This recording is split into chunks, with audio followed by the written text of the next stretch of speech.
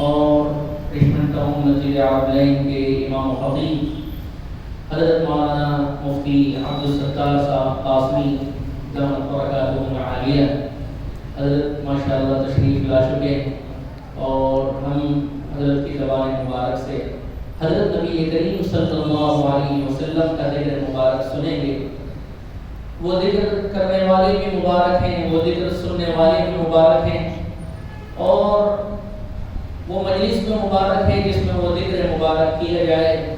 الغرض یہ لمحہ ہمارا اس وقت بڑا مبارک ہے، نہ معلوم کہ کون سی بات کس کے دل میں اثر کر جائے اور اللہ کی بارگاہ میں وہ قبول ہو جائے اور حضرت نبی کریم صلی اللہ علیہ وسلم کی شفاعت کا ہمیں حقدار بنا دے، جنت نعیم کے اندر آپ صلی اللہ علیہ وسلم کی معیت نصیب فرما دے۔ اس لیے یہ سننے اور سنانے کا مبارک سلسلہ چلتا رہتا ہے، اور بالخصوص اس ماہ میں اس کی بڑی کثرت بھی ہو جاتی ہے۔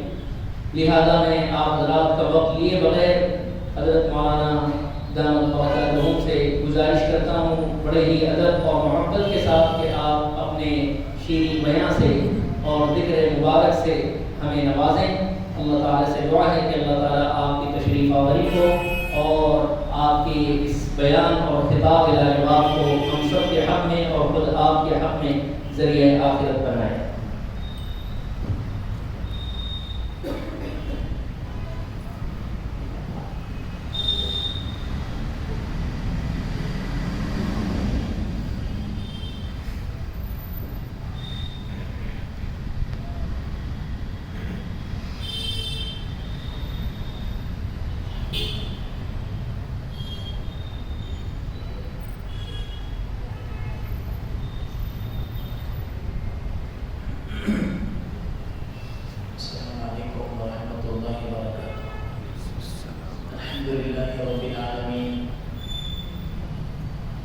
والصلاة والسلام على سيد الأمين وصاحب كنز المبين وعلى آله وأصحابه الطيبين الطاهرين.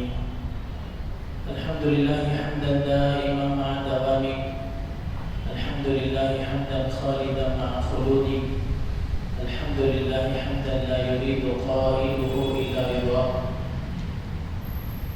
أما بعد، نشهد أن لا إله إلا الله وحده لا شريك له، ونشهد أن سيدنا ونبينا وحبيبنا وكريمنا وشفيعنا وسيدنا ومولانا محمدا عبده ورسوله، صلوات الله عليه وعلى آله وأصحابه وأزواجه وذرياته وأهل بيته، وبارك وسلم تسليما كثيرا كثيرا. أما بعد، فأعوذ بالله من الشيطان الرجيم.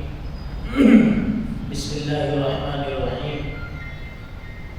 إنا أرسلناك شاهدا ومبشرا ونذيرا لتؤمنوا بالله ورسوله وتعزروه وتوقروه وتسبحوه بكرة وأصيلا.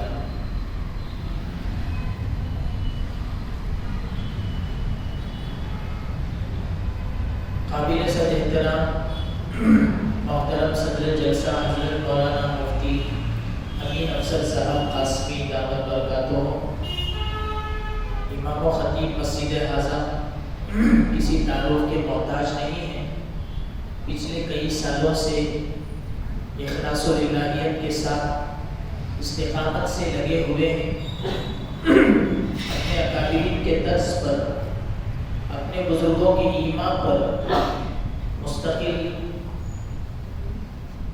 علمی مواد آپ حضرات کے سامنے پیش کرتے رہتے ہیں۔ ویسے الحمدللہ آپ اور ہم دونوں دارالعلوم دیوبند میں دورے میں ایک ساتھ رہے تھے، جس کی وجہ سے ہمارے دونوں کے درمیان کوئی دوری نہیں ہے۔ ویسے اکثر ہوتا ہے کہ ایک ہی شہر میں لوگ ہوتے ہیں لیکن بہت دور ہوتے ہیں، پڑوس میں گھر ہوتے ہیں، بہت دوریاں آپس میں ہوتی ہیں۔ اس طرح کا کوئی معاملہ ہمارے مابین نہیں ہے۔ اللہ تعالیٰ کا شکر ہے کہ اللہ پاک آپ کے ذریعے سے مستقل ایک بڑے طبقے کو فائدہ پہنچا رہے ہیں۔ اصل چیز یہی ہے۔ اللہ تعالیٰ سے ہم دعا کرتے ہیں کہ اللہ پاک آپ کا علمی فیضان، آپ کی محنتیں، آپ کی کوششیں اور ہمارے اس مسجد کے مدرسے میں بچوں کے پڑھانے میں آپ کی جو انہمام، تڑپ، فکر ہے، اللہ پاک اس کو خوب ترقی عطا فرمائے، نظر سے حفاظت فرمائے، اللہ پاک رات دگنی ترقی عطا فرمائے۔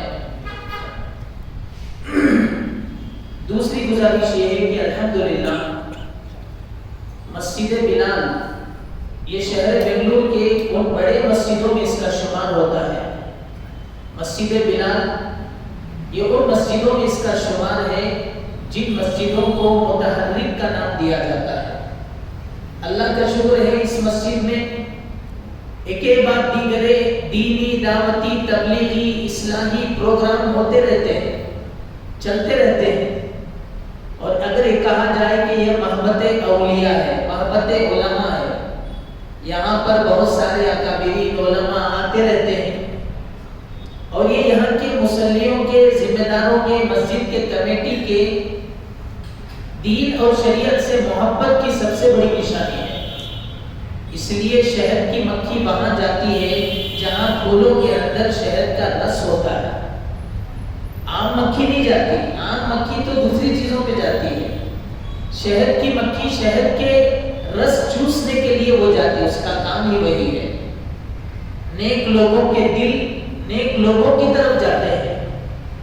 تو اللہ کا شکر ہے کہ ہماری یہ مسجد بلال بچپن سے ہم دیکھ رہے ہیں، سن رہے ہیں، یہاں پر اللہ کا شکر ہے پڑھا لکھا طبقہ دینی چیزوں سے بہت مربوط ہے، حضرات علماء اکرام کے رابطے میں ہیں، اکابرین کا یہاں عروج ہوتا رہتا ہے۔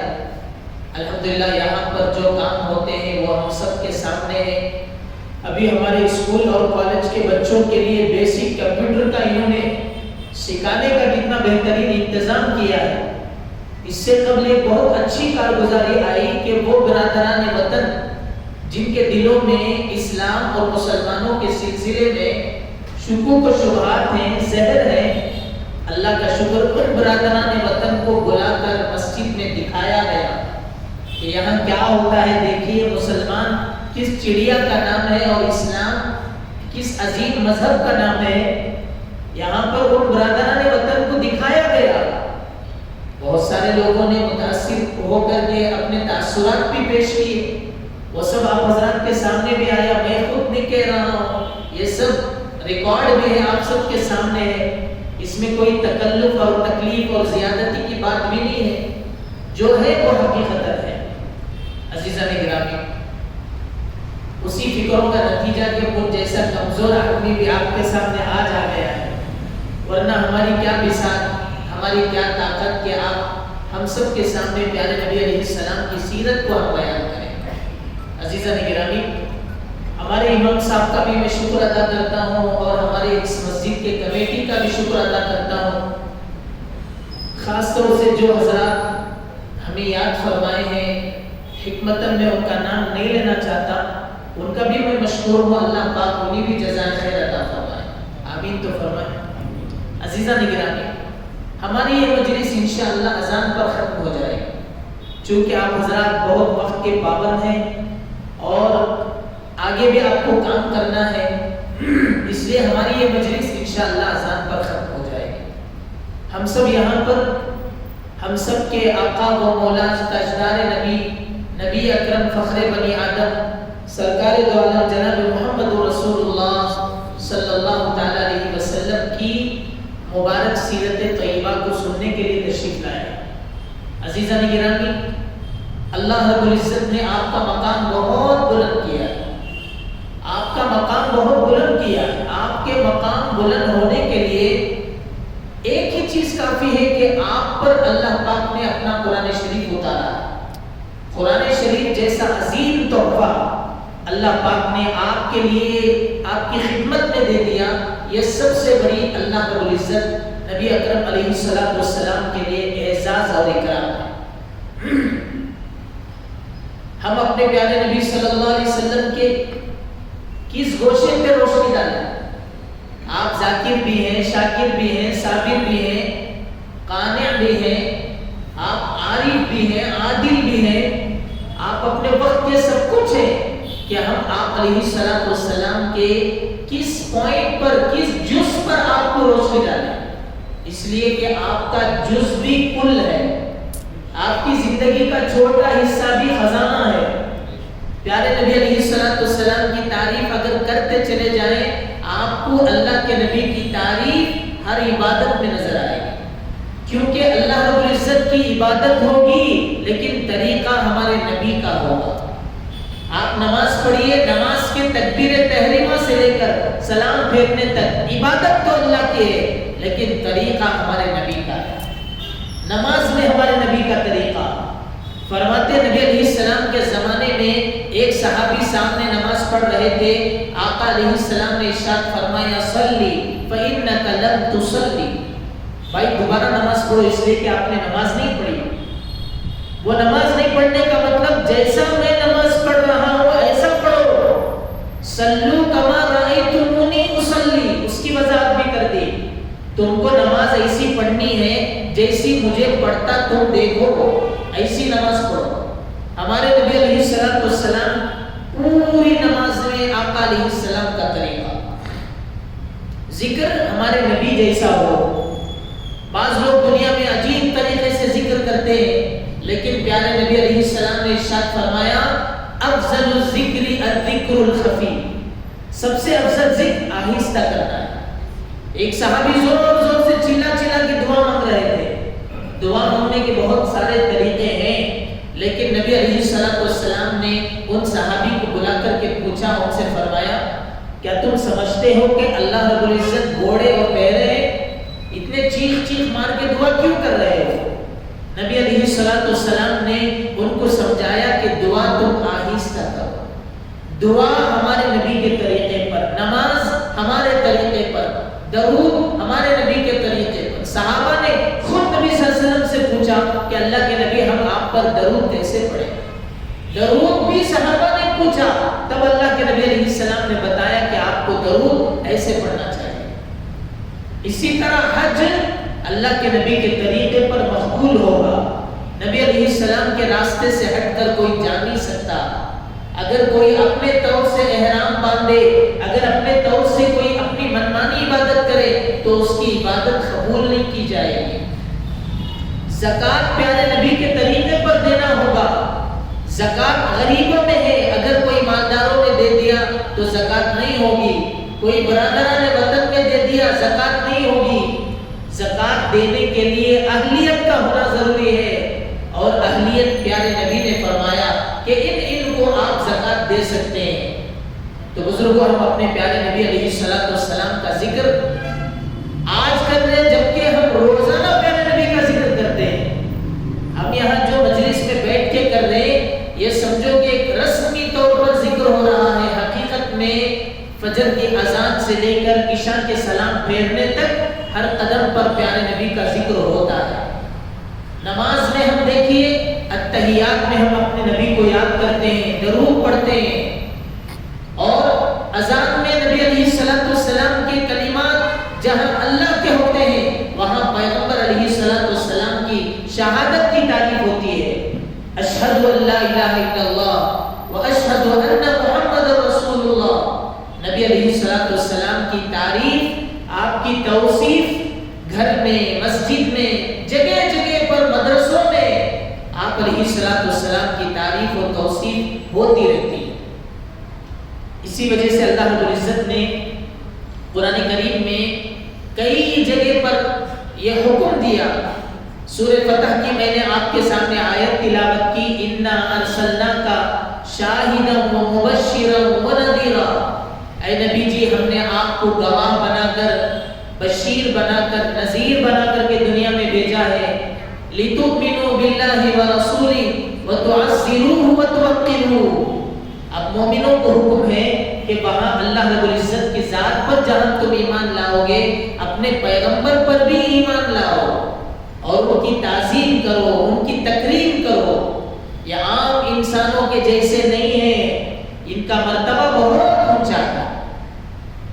نبی علیہ السلام ایک مرتبہ اپنے دولت قدہ میں تشریف فرما ہے، بنو تمیم کے لوگ، قبیلے بنو تمیم کے لوگ رسول اللہ صلی اللہ علیہ وسلم کے حجرے کے پاس آ کر یہ آواز لگانے لگے، یا محمد اخرجی لینا، یا محمد اخرجی لینا، نام لے کر نبی علیہ السلام کو باہر آنے کو کہہ رہے تھے۔ اللہ رب العزت نے ان لوگوں کو تنبیہ فرمائی کہ اپنے پیغمبر کو اس طرح مت کہو، لا ترفعوا اصواتکم فوق صوت النبی ولا تجهروا له بالقول كجهر بعضكم لبعض ان تحبط اعمالكم وانتم لا تشعرون۔ اپنے نبی علیہ السلام کو تم زور سے بات مت کرو اور اس طرح سے نام لے کر کے مت پکارو، یہ عظمت کا طریقہ ہے اور یہ عظمت کا مقام ہے کہ یہاں پر فرشتے بھی اجازت لے کر کے آتے ہیں۔ اپنے پیارے نبی کے دربار پر فرشتے بھی اجازت لے کر کے آتے ہیں۔ یہ کیا تمہارا سلیقہ ہے کہ تم اپنے پیغمبر کو یوں بات کرتے ہو؟ عزیزان گرامی، اللہ کے نبی علیہ السلام کی توصیف، آپ کی توقیر، آپ کی تعظیم ہم سب پر ضروری ہے۔ کچھ احادیث میں نے نوٹ کیے ہیں، میموری تو بہت کمزور ہے، اللہ کا فضل، اس نے قرآن پاک تو یاد کرا دیا، میموری کمزور، پیارے نبی کی شان میں احادیث بہت سارے تھے، تو میں نے بخاری شریف کی ایک طویل حدیث کو یہاں نوٹ کر کے لایا، جس کو حدیث قدسی کہتے ہیں۔ نبی علیہ السلام کے تعلق سے اللہ رب العزت خود ہی فرماتے ہیں، انت عبدی و رسولی، اے پیغمبر آپ ہمارے بندے بھی ہیں اور آپ ہمارے رسول بھی ہیں۔ بندے کا مطلب آپ فرشتے نہیں ہیں، بندے کا مطلب انسانوں کی طرح آپ بھی ایک انسان ہیں، لیکن انسانوں میں سب سے عظیم انسان ہے۔ آپ رسول بھی ہیں، اللہ رب العزت نے آپ کو قرآن جیسی عظیم کتاب عطا فرمائی۔ سمیتک المتوکل، میں نے آپ کو بھروسہ کرنے والوں میں آپ کا نام لکھا ہے، آپ متوکل ہیں، اللہ رب العزت پر بھروسہ کرنے والے۔ بھروسہ کرنے کی کئی واقعات احادیث میں ہیں، جیسے بزرگوں غار ثور میں جس وقت حضرت سیدنا ابوبکر رضی اللہ عنہ نبی علیہ السلام کے ساتھ سفر میں ہیں، ہجرت کی رات ہے، تو اس وقت میں اللہ کے نبی علیہ السلام کے ساتھی حضرت ابوبکر نے کیا کہا، ہم تو پکڑے گئے، یہاں کفار مکہ ہم کو دیکھ رہے ہیں، ہم آج بچ نہیں سکتے۔ تب اللہ کے نبی علیہ السلام جیسا توکل، خدا کی قسم بزرگوں، اس پوزیشن پر جہاں کفار سر پر کھڑے ہوں اور پیارے نبی علیہ السلام کے پکڑنے پر، آپ کو لے کر کے ان کو دینے پر 100 اونٹوں کی بولی لگی ہو اور بڑے بڑے آفر ہوں، ایسے وقت میں کفار مکہ طاق میں ہیں کہ ہم پیغمبر کو لیں اور کفار مکہ کے حوالے کریں۔ ایسے وقت میں ہر کسی آدمی کے پسینے چھوٹ جاتے ہیں، لیکن نبی علیہ السلام نے کیا فرمایا، لا تحزن، غم مت کرو، ٹینشن میں مت آؤ، ان اللہ معنا، اللہ تعالیٰ ہم دونوں کے ساتھ ہیں۔ اسی کو کہتے ہیں بھروسہ، اسی کو کہتے ہیں اللہ پر توکل کرنا۔ ایسی ایک نہیں 20 مثالیں ہم اب کے سامنے دے سکتے ہیں، بلکہ ہم سب کے سامنے وہ مثالیں موجود ہیں۔ اللہ کے نبی علیہ السلام نے اللہ رب العزت کی ذات پر بھروسہ کیا۔ فقر و فاقے کے موقع پر، غزوہ بدر میں، غزوہ خندق میں، غزوہ حنین میں، غزوہ تبوک میں، مدینے کے سفر میں اور بزرگوں مکے کے سفر میں، آپ علیہ السلام کے سفر اور حضر میں 20 مثالیں ہم کو توکل کی ملیں گی۔ اللہ رب العزت نے آپ کو متوکل نام دے کر کے بھیجا ہے اور آپ عمل سے بھی متوکل تھے۔ آگے فرماتے ہیں لیس بفض ولا غلیظ، اللہ رب العزت نے آپ کو سخت دل نہیں بنایا تھا۔ ہمارے نبی بہت نرم دل تھے، چھوٹی چھوٹی باتوں پر ترس کھاتے تھے، امت پر رحم کھاتے تھے۔ صحابہ فرماتے ہیں پیارے نبی علیہ السلام جب قرآن کریم کی تلاوت کرتے، پیچھے صحابہ کا مجمع ہچکیاں مار کے روتا۔ اللہ کے نبی علیہ السلام اتنے رحم دل تھے۔ اور سوچو حضرت ابوبکر رضی اللہ عنہ کے تعلق سے الترغیب و ترہیب ایک کتاب ہے، اس کے اندر موجود ہے کان رقیق القلب، حضرت ابوبکر دل کے بہت نرم تھے۔ جب وہ قرآن کریم کی تلاوت پڑھتے کرتے تو جو خواتین اور بچے وہاں سے گزرتے حضرت ابو بکر کی تلاوت پر رونے لگتے. جب ایک امتی اس طرح سے نرم دل کے ہیں تو امتیوں کے نبی حضرت نبی علیہ السلام کتنے نرم دل کے ہوں گے. آقا علیہ السلام کے رونے کی کئی مثالیں ہیں. فرمایا شیبتنی الہود والمرسلات، مجھے قرآن کریم کی کچھ صورتوں نے بوڑھا کر دیا. صحابہ نبی علیہ السلام کے چہرے انور پر دیکھ رہے ہیں کہ آپ کے مبارک جسم میں، آپ کی داڑھی پر، آپ کے سر مبارک کے کچھ بال سفید ہو گئے ہیں. آقا نے فرمایا شیبتنی الہود والمرسلات، کہ سورہ ہود اور سورہ مرسلات اور اس جیسے جن صورتوں میں اللہ کا غصہ، اللہ کی پکڑ یہ ذکر کی گئی ہے، ان صورتوں نے مجھے بوڑھا کر دیا. آخرت کے عذاب کو دیکھ کر کے میرے اندر کمزوری آ گئی. اللہ کے نبی علیہ السلام بہت زیادہ خشیت کرنے والے، رونے دھونے والے تھے اللہ کے دربار میں. وَلَا سَخَّابٌ فِي الْأَسْوَاقِ، بازاروں میں نبی علیہ السلام گھومنے پھرنے والے یا چلانے والے نہیں تھے جیسے عام طور سے بازاری لوگ کرتے ہیں. اپنے تجارت کے لیے تو ٹھیک ہے، اس کے علاوہ کسی اور کام کے لیے یہ تو بہت مناسب بات نہیں ہے. انسان اور مسلمان کے لیے شائن نشان بات نہیں ہے کہ وہ بازاروں میں چیخے چلائے.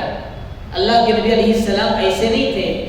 وَلَا يَدْفَعُ السَّيِّئَةَ بِالسَّيِّئَةِ، کبھی پیارے نبی برائی کو برائی سے ختم نہیں کیے، برائی کو بھلائی سے ختم کیے.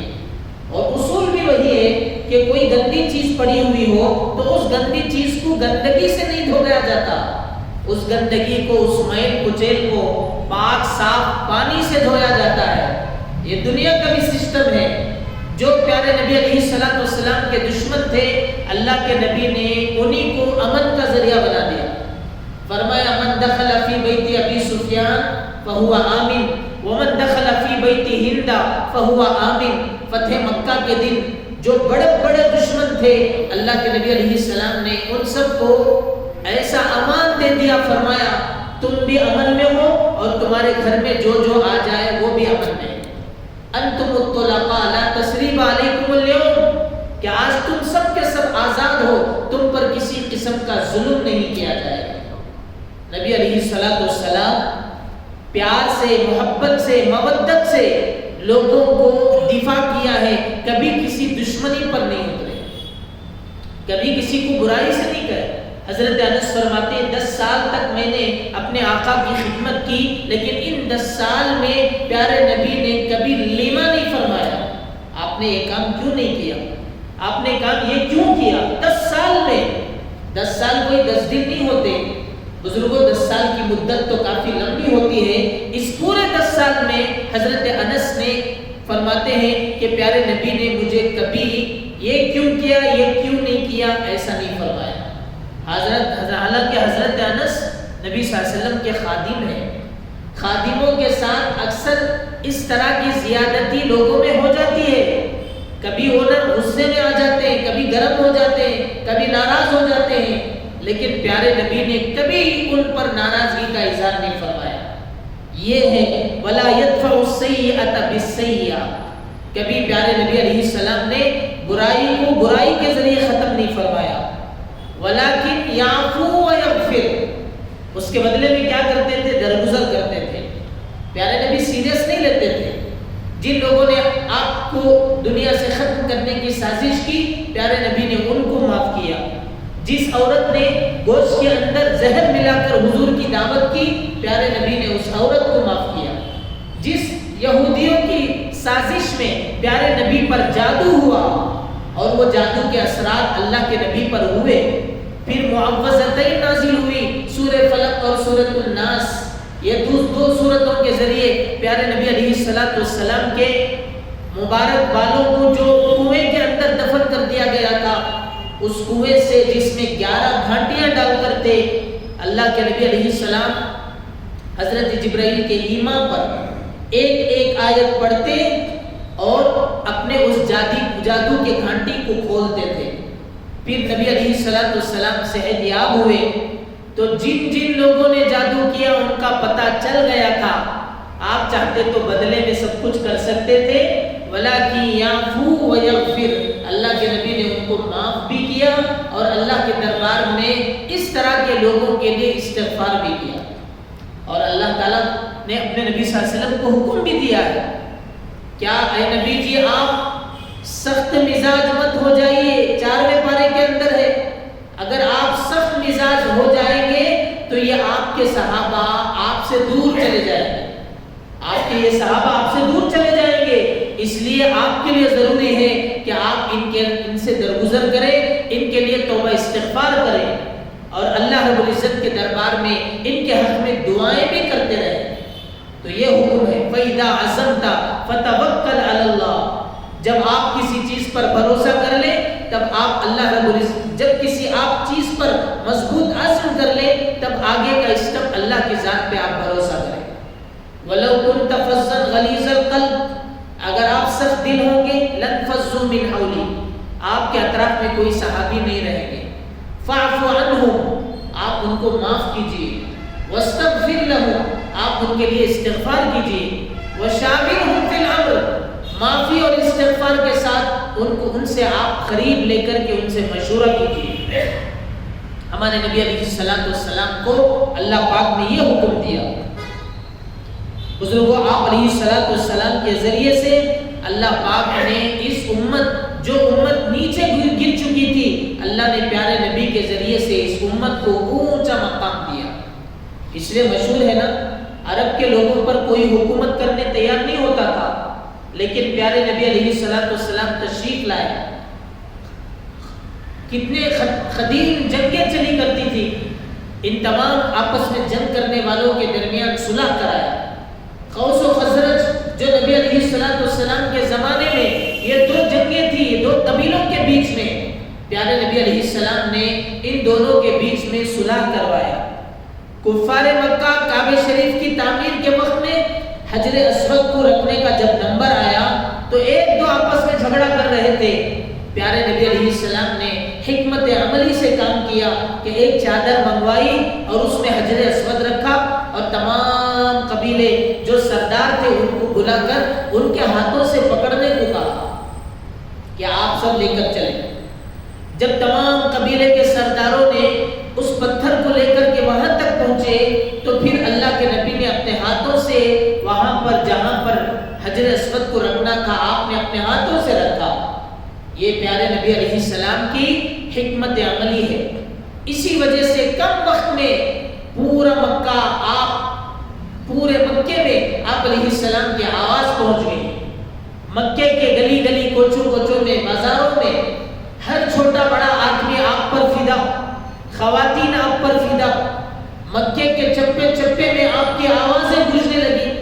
مشکل سے مکے کی اس 13 سالہ زندگی میں اللہ کے نبی علیہ السلام جو مکہ تنگی کا وقت بن گیا تھا اور آپ وہاں سے نکلنے پر مجبور ہو گئے تھے، وہ مکہ اللہ رب العزت نے فتح کرا دیا صرف 13 سال کے اندر۔ بزرگوں، یہ بہت بڑی کامیابی اللہ رب العزت کی طرف سے تھی۔ اِنَّا فَتَحْنَا لَكَ فَتْحًا مُبِينًا لِيَغْفِرَ لَكَ اللَّهُ مَا تَقَدَّمَ مِنْ ذَنبِكَ، اللہ کے نبی علیہ السلام کی طرف سے فتح مکہ کا اعلان ہوا کہ ہم نے آپ کے لیے مکہ فتح کیا ہے۔ یہ الگ بات ہے کہ فتح مکہ کے وقت میں یہ نہ ہو، لیکن بزرگوں اس آیت کے اندر کھلی فتح اور کھلی بشارت کی نشانی ہے۔ آگے اللہ رب العزت نے اپنے نبی صلی اللہ علیہ وسلم سے فرمایا، آپ کے ذریعے سے ہم نے ہر نابینا کی آنکھ کھولی ہے، جو بہرے تھے، بوڑے تھے، گہرے تھے اور آپ علیہ السلام کی ہدایت کو قبول کرنے کے لیے آگے پیچھے ہو رہے تھے، ان تمام کے دلوں کو ہم نے کھول دیا، ان تمام کے دلوں کو کھول دیا۔ کیسے سخت دل انسان کچا گوشت چبا لیتے تھے اور بزرگوں عجیب و غریب حیا سے ہٹی ہوئی چیزیں اختیار کرتے تھے۔ ایسے خطرناک انسان عورتوں کو بکریوں کی طرح باہر باندھ دیتے تھے، چھوٹی چھوٹی بچیوں کو دفن کر دیتے تھے، جس کا ذکر حضرت خواجہ ابو طالب کے فرزند حضرت جعفر نے کیا حبشہ کے بادشاہ کے سامنے کہ ایھا الملک انا کنا قوما علی الشرک، کہ اے بادشاہ ہم ایک مشرک قوم تھے، نعبد الاصنام، بتوں کی عبادت کرتے تھے، وَنَأْكُلُ الْمَيْتَ مردار کھاتے تھے، وَنُسِيءَ الْجِوَارَ پڑوسیوں کو تکلیف دیتے تھے۔ فَبَعَثَ اللَّهُ إِلَيْنَا نَبِيًّا اللہ پاک نے ہمارے ہی بھائیوں میں سے ایک کو نبی بنا کر کے بھیجا۔ اب خطرناک قسم کے گنڈے مانے جاتے تھے اور ہم شراب پیتے تھے، شراب پینے کو ہم روزانہ کی ایک عادت بنا چکے تھے۔ حالانکہ حضرت جعفر نے کبھی شراب کو ہاتھ نہیں لگائی، حضرت جعفر کبھی اس طرح کے برے کاموں میں پڑے ہوئے نہیں تھے، لیکن وہ عرب کے قبیلوں کی تعریف کرا رہے ہیں، وہاں انٹروڈیوس کر رہے ہیں کہ عرب کے لوگ ایسے خطرناک قسم کے لوگ تھے۔ لیکن فبعث اللہ الینا نبیا من انفسنا اللہ پاک نے ہمارے ہی میں سے ہمارے بھائی کو نبی بنا کر کے بھیجا۔ ہم ان کی بات مانتے ہیں، ان کی اتباع کرتے ہیں، اب ہم صحیح رخ پر آ گئے ہیں، تو اس میں ہماری کیا غلطی ہے؟ ہماری کوئی غلطی نہیں ہے، ہم صحیح رخ پر آئے ہیں۔ تو بزرگوں یہ مکے کی حالت تھی۔ اللہ پاک نے آپ علیہ السلام کو جن کمالات سے نوازا، ان میں سے ایک کمالات یہ ہے کہ اسددہ بکل جمیل، ہر خوبصورت چیز اللہ نے آپ کو عطا فرمائی۔ وَأَهْوَ لَهُ كُلَّ خُلُقٍ كَرِيمٍ اور نبی علیہ السلام کے لیے اخلاق کریمہ آپ علیہ السلام کو عطا فرمائے گئے، اللہ کی طرف سے آپ کو ملا۔ وَجَعَلَ السَّكِينَةَ لِبَاسَهُ اور سکینہ اللہ رب العزت نے آپ کا لباس بنایا اور آپ کا شعار بنایا۔ ہمیشہ آپ علیہ السلام باوقار رہتے تھے، باوقار رہتے تھے۔ کبھی آپ علیہ السلام کھلکھلا کر کے ہنسے نہیں۔ کھلکھلا کر کے ہنسنا یہ مجلس کی توہین مانی جاتی، اس لیے اللہ کے نبی ہمیشہ کبھی مسکراتے، صحابہ فرماتے اس مسکرانے کی وجہ سے پیارے نبی کے مبارک دانتوں سے ایک چمک ہمیں نظر آتی تھی۔ اللہ کے نبی علیہ السلام مسکراتے تھے۔ بزرگوں اس لیے فرماتے نماز کی حالت میں اگر کوئی تہ لگا کر ہنسا، زور سے ہنسا، تو اس کا وضو بھی گیا، اس کی نماز بھی گئی۔ آپ سوچیں ہنسنا تو اچھی بات ہے نا، لیکن نماز کی حالت میں اگر زور سے کوئی ہنسا کہ اس کے ہنسنے کی آواز مجمع میں آ رہی ہے، تو اس کا وضو بھی جائے گا، نماز بھی جائے گی۔ اس میں کیا ریزن ہو سکتا ہے؟ فقہاء نے اس کا ریزن بتایا، نماز کی حالت میں جو بندہ زور سے ہنستا لگاتا ہے، اس کی وجہ سے اس کا بدن آپے سے باہر ہو جاتا ہے۔ ہو سکتا ہے ایسے وقت میں اس کے بدن سے ریح خارج ہو جائے، اور اس کے علاوہ یہ مسجد کی توہین بھی ہے، نماز کی توہین بھی ہے، اس ادب کے خلاف بھی ہے۔ اس وجہ سے کہ نماز کے اندر جب کوئی بندہ زور سے ہنستا ہے، کھلکھلا کر کے تہ لگاتا ہے، اس کی وجہ سے اس کا وضو فاسد ہوتا ہے۔ اس کی وجہ یہ کہ ہو سکتا ہے کہ اس کا وضو خارج ہو گیا ہو۔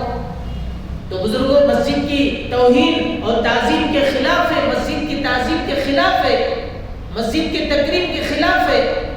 اس کے لیے فرماتے ہیں اللہ کے نبی نے آگے فرمایا علیکم بالوقار، ہمیشہ جب بھی مسجد کو آؤ پورے وقار کے ساتھ آؤ، بھاگتے ہوئے مت آؤ کہ آدھا وضو کر کے اعضاء کو دھوتے ہوئے بھاگتے بھاگتے آ رہے ہیں، ایسا مت آؤ، بلکہ وقار اور سنجیدگی کے ساتھ آؤ۔ بھلے آج ایک رکعت مس ہو جائے، لیکن آپ اس رکعت کی چکر میں بھاگتے ہوئے مت آؤ۔ اللہ کے نبی علیہ السلام نے یہاں تک فرمایا جمعے کے دن جمعے کے خطبے کے لیے جب مجمع بیٹھا ہوا ہو تو اس مجمع کو پھلانگتے ہوئے مت آؤ۔ حالانکہ بھی بیان سننے کے لیے آ رہے نا، اچھی بات ہے، بیان سننے کے لیے آ رہے تو آپ راستہ دے دیجئے، جگہ دے دیجئے، لیکن نبی علیہ السلام نے اس کو بے ادبی فرمایا۔ ایک شخص جمعے کے دن وہاں سے اٹھ کر کے پھلانگتے ہوئے آئے تو حضور علیہ السلام نے ان کو روک دیا اور فرمایا کہ تم تکلیف مت دو، جہاں ہے وہیں بیٹھے رہو، تکلیف نہ دینے کا حکم دیا۔ اللہ کے نبی علیہ السلام نے فرمایا ہاں اس طرح تم کہہ سکتے ہو کہ بھئی تم تھوڑا سا مجھے جگہ دے دو، جگہ تک ہے تو جگہ دے کر بیٹھنے کی بات ہے، لیکن پھلانگ کر آگے جانے کی بات نہیں ہے۔ اللہ کے نبی نے منع فرمایا، وقار سکھایا۔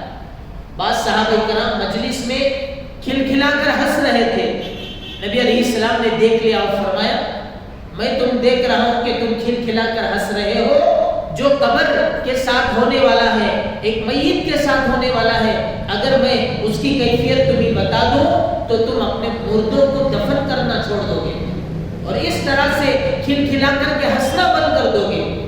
نبی علیہ السلام کو اس طرح سے زور سے چلا کر ہنسنا پسند نہ آیا، تو اسی وجہ سے اللہ کے نبی علیہ السلام ہمیشہ سکینہ اور وقار سے رہتے تھے۔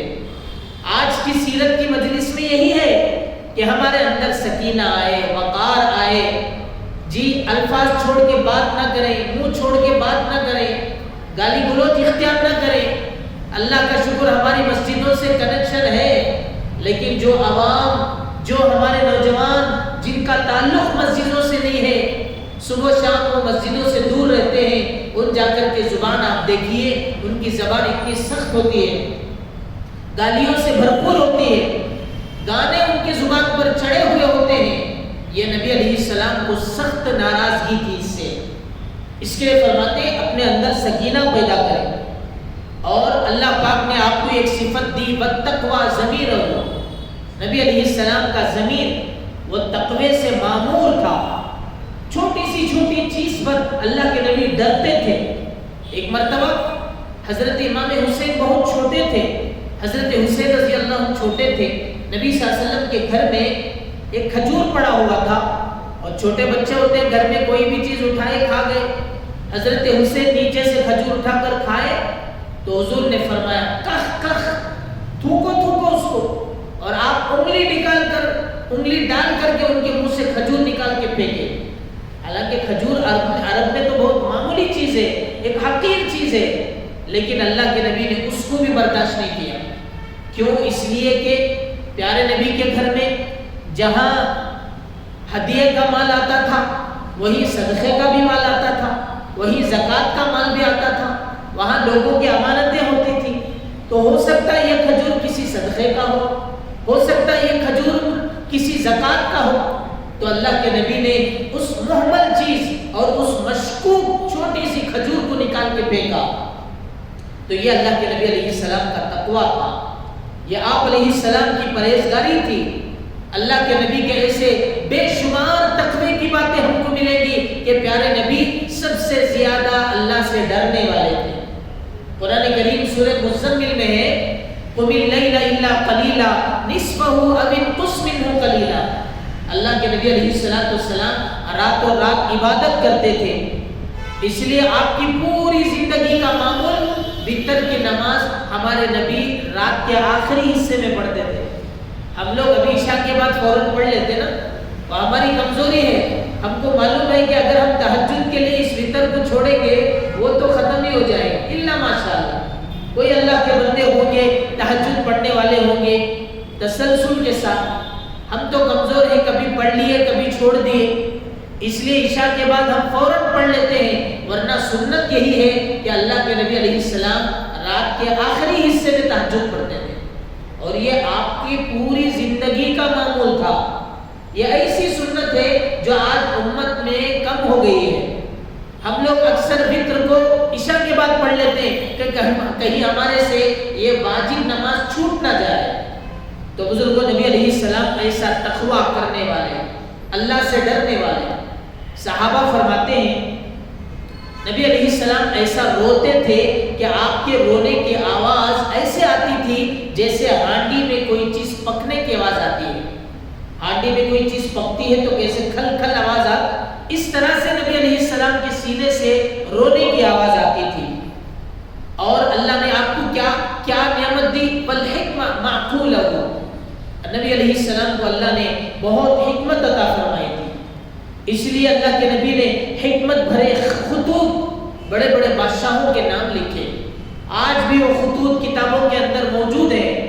حکمت سے معمور اللہ کے نبی علیہ السلام نے خطوط لکھے، کتنے ایسے حکمت کے فیصلے اللہ کے نبی نے امت کو جوڑنے کا کام کرا دیا۔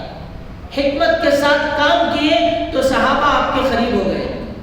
حضرت عمر رضی اللہ عنہ کو فاروق کا لقب دیا، حضرت ابو بکر کو صدیق کا لقب دیا، حضرت عثمان کو غنی کا لقب دیا، حضرت علی کو ابو تراب کہا، بڑے بڑے صحابہ کو ایک ایک لقب دیا۔ نبی علیہ السلام نے حضرت ابو عبیدہ بن الجراح سے فرمایا کہ یہ میری امت کے امین ہے۔ حضرت خالد کو سیف اللہ کا لقب دیا کہ یہ اللہ کی تلوار ہے. اللہ کے نبی علیہ السلام صحابہ اکرام کو لے کر کے چلے. لوگ بولتے نا کہ بھئی سامنے تعریف کسی کی نہیں کرنی چاہیے. ہاں ان لوگوں کی نہیں کرنی چاہیے تعریف سامنے جن کا ایمان تعریف سننے کے بعد خطرے میں پڑ جائے. وہ لوگ تعجب میں عجب میں آ جائے, اچھا ایسا کیا, میں ایسا کیا. ان کے اگر اندر کبر پیدا ہونے کے چانسز ہے تو ان کو تعریف نہیں کرنا چاہیے, ورنہ تعریف تو مباح چیز ہے. چھوٹے بچے کی آپ تعریف کریں, ہمت افزائی کی بات کریں, وہ بچہ اور ترقی کرے گا. ایک حافظ قرآن کی ہمت کی بات کریں, وہ عالم کورس بھی کر لے گا. گھر میں جو بچہ بالکل شریر ہے, آپ اس شریر بچے کو کسی کے سامنے لے جا کر بٹھا کر اس کی تعریف کریں. بولتے نا پودینے کے جھاڑ کو ڈوڑا چڑھانے کا. حالانکہ وہ بچہ بہت شریر ہے, لیکن اس بچے کو اگر آپ نے تعریف کی کہ میرا بچہ بہت شریف ہے, تو سوچے گا ارے میں تو شریر, انہوں مجھے شریف بول رہے نا, میں تو بہت ناک میں دم کرنے والا, انہوں میری تعریف کر رہے نا. تو بچہ خود سوچنے پہ مجبور ہو جائے گا. اس کے بعد سے اس کے اندر چینجز پیدا ہوں گے, اس کے بعد اس کے اندر ایک ترتیب بدلنے کی پیدا ہو جائے گی. اور جو عورتیں, بزرگوں, جو خواتین, شاید خواتین بھی بات سن رہی ہے, تو جو خواتین جس سے بھی آپ تھوڑی سی بھی تعریف کریں ہمارے ماں بہنوں کی, تو ہماری ماں بہنیں بہت خوش ہو جاتی ہیں. باہر کی تعریف سے بڑھ کر شوہر کی تعریف کو پسند کرتی ہیں. ہماری ماں بہنیں اگر کوئی شوہر اپنی بیوی کی تعریف کرے, پکوان کی تعریف کرے, ان کی خدمت کی تعریف کرے, خدا کی قسم کتنی ایسی خواتین ہیں خوشی کے مارے وہ رو دیتی ہیں. ایک بہت بڑے اللہ والے ایک جگہ پر تشریف لے گئے, تو وہاں پر حضرت کے لیے کھانے پینے کا نظم تھا. آپ کھانے سے فارغ ہونے کے بعد آپ نے پکوان کی تعریف کی کہ ماشاءاللہ کھانا بہت اچھا پکا. اس لیے کہ بزرگوں ہم تو کھانے بیٹھ گئے, لیکن ہماری خواتین بیچاری وہی سبزی کاٹتی ہیں, وہی دھوتی ہیں, وہی برتن صاف کرتی ہیں, پھر وہی پکاتی ہیں, پکا کر پھر وہی رکھتی ہیں, اور رکھنے کے بعد پھر وہی خدمت بھی کرتی ہے. اب صرف اتنا سا بس کہ ہم کھا کر کے تعریف کرنا یا ان کی تعریف نہیں کرنا. اگر تعریف کر لیے تو ان کی پوری تھکان ختم. اگر ہم نے کہا کیا اس میں مرچیش نہیں ہے نا, کیا یہ پھیکا سالنا ہے نا, کیا رتی بھی مزاج نہیں ہے نا, بولے تو ان کا دل یقیناً ٹوٹ جائے گا, یقیناً ٹوٹے گا. اس لیے کہ پوری محنت انہوں نے کی ہے. اب ہم سب بیٹھ کر کے بس اکرام کے ساتھ اس کھانے سے فارغ ہونا ہے. تو حضرت دامت برکاتہم نے تعریف فرمائی تو اس عورت کے اندر سے رونے سے آواز آئی, اندر سے رونے کی آواز آئی. حضرت پریشان کہ بھئی میں گستاخی تو نہیں کر دیا. تو عورت کہنے لگی حضرت آپ ہمارے پیر صاحب ہیں, اس لیے میں زبان سے بات کر رہی ہوں. کہتے ہوئے رو کر کہنے لگی میری ان کی شادی ہو کر کئی سال ہو گئے, 15 سال 20 سال ہو گئے, لیکن اس پورے عرصے میں کبھی انہوں نے ایک چائے کی تعریف نہیں کی, کبھی بھی انہوں نے ایک چائے کی تعریف نہیں کی. حضرت آج آپ جو میرے پکوان کی تعریف کیے, اس سے میرا دل باغ باغ ہو گیا اور خوشی کے مارے میرے آنکھوں میں آنسو آ گئے. بزرگوں یہ حسن معاشرت ہے. ہم ہمیشہ ہمارا معاشرہ, ہم نہیں آپ نہیں, ہمارا معاشرہ ہمیشہ عورتوں کو تانا دیتا رہتا ہے, یہ کیا ہے, یہ کیا ہے. ہاں کوئی عیب نظر آ رہا ہے, اس کو بولنے کا طریقہ الگ ہوتا ہے. شاید گھر میں نمک شاید ختم ہوگا رہے گا, تو عورت سوچتی اچھا نمک کم ہے کیا, تو فوراً لا کے ڈالے. ایسی پولیٹکس سے گھما کے بات کرنا کہ عورت سمجھ جائے. کبھی اگر چائے بہت زیادہ میٹھی ہو جائے تو معلوم نہیں یہ دکان والے یہ بار کون سی شکر بھیج ڈالے, یہ بار کی شکر بہت اسٹرانگ ہے, بہت میٹھی ہے نا شکر یہ بار کی, کیا تمہیں فیکٹری والے کیا تمہیں غلطی کر ڈالے کیا, بہت اسٹرانگ شکر ہے نا. تو اور سوچے گا یو اللہ شکر بہت زیادہ پڑ گئی کیا, چاہ بہت میٹھی ہو گئی کیا. عورت خود ہی کہے گی ہم کو صرف حکمت سے بولنا ہے, بجائے ڈائریکٹ بولنے کے حکمت کے ساتھ بولنا ہے. تو کام کا کام, دوسرا ہمارا بھی نام کہ ہمارے شوہر کبھی بھی مجھے گرا کو نہیں بات کرتے. عزیزان گرامی, زندگی کا مزہ تو یہی ہے. اس لیے کہ اللہ پاک نے انسان کی زندگی ان دو پہیوں پر رکھ دی ہے. میاں بیوی سے انسان کی زندگی چل رہی ہے. पहिया पंचर हो जाए तो गाड़ी चलेगी भाई? शोहर हमेशा बीवी को ताना मारे और बीवी हमेशा शोहर को ताना मारे, ये घर में मैं कब से आई कि एक दिन भी खुशी नहीं देखी। हालांकि रोजाना खुशी के जी कुछ ना कुछ अल्लाह की नेमतें मिल रही है, अल्लाह ने हर चीज को दे रखा है, अर्श से फर्श तक की सारी चीजें मौजूद है, लेकिन फिर भी जुबान को तुम ना खाली दूसरे बैका की फिक्र घर के अंदर है ना काम वाली के जैसी उसकी क्या भी फिक्र नहीं। ये जुमला हमेशा औरतों की जुबान से निकलता है। अजीज़ान गिरामी फरमाते हैं ये सबसे बड़ी नाशुक्री की बात है। हम औरतों की तारीफ करें, औरतें मर्दों की तारीफ करें। फरमाते जो शोहर बिजनेस कारोबार कर कर कुछ ना कुछ कमा करके लाता है, जब बीवी अपने शोहर की उसकी कमाई की तारीफ करे और कहे कि मेरे शोहर को अल्लाह जज़ाए खैर दे, उम्र में बरकत दे, मेरे लिए कितनी मेहनत करके लाए, तो यकीनन शोहर की पूरी थकान काफूर हो जाती है, शोहर की थकान खत्म हो जाती है। आज जो हमारी औरतें शिकायत करती है कि हजरत हमारे शोहर वक्त पर घर को नहीं आते, जल्दी चले जाती, घर को नहीं आते, खाली दोस्तों में रहती, खाली इधर बाहर उधर रहती, घर में नहीं रहते। तुम्हें घर में रहने के वास्ते दिए तो ना घर में रहेंगे, तुम्हें खाली घर से भगाते रहे तो कहां से रहेंगे? घर में खत्म को ताना मारते रहे तो शोहर एक बार दो बार तीन बार देखेगा, ये होने जाने का हिस्सा नहीं भाई, ये सांप और मंगूस का हिस्सा है। आफियत इसीलिए में है कि मैं दोस्तों के साथ रहूं, और बाहर के दोस्त कितने अच्छे होते हैं, वक्त पर चाय पिला देते हैं, अगर कोई मामूल पूरा करने का है तो वो भी दे देते हैं। बाहर के दोस्त कितना इकराम करते हैं, लेकिन घर की औरत को इकराम अगर करे, खुदा की कसम कोई शोहर घर छोड़ के बाहर नहीं जाएगा।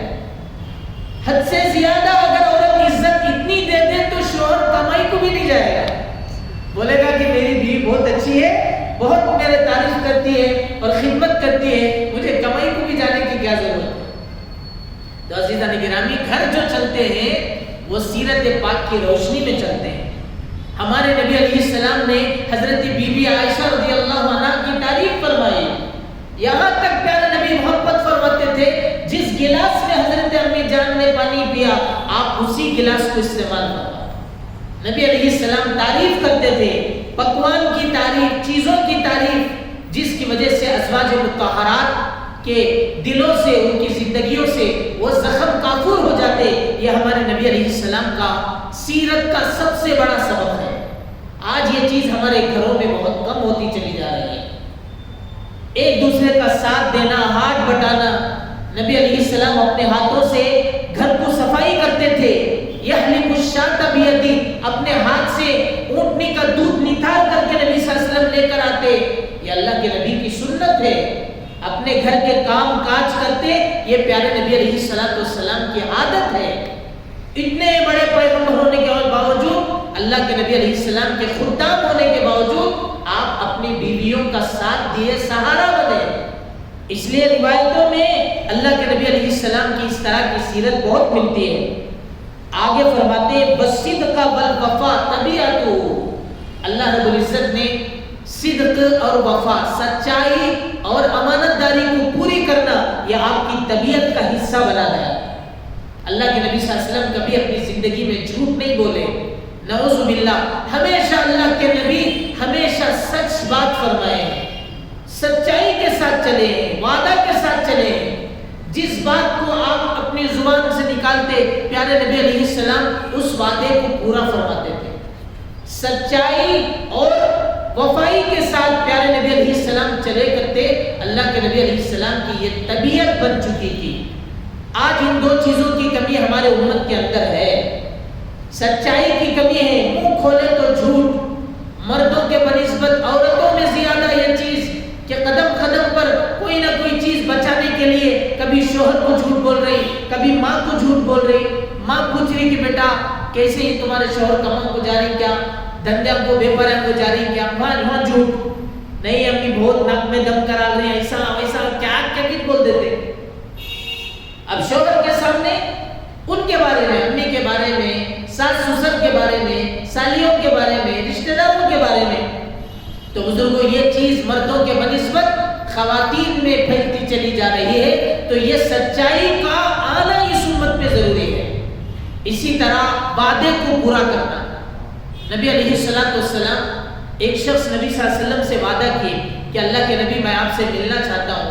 حضور نے فرمایا ٹھیک ہے وہاں پر ملو، لیکن وہ صحابہ آئے نہیں.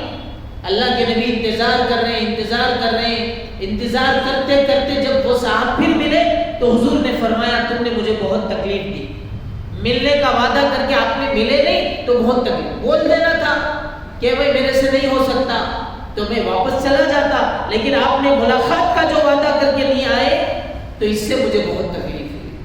تو نبی علیہ السلام وعدے کو پورا کرتے تھے.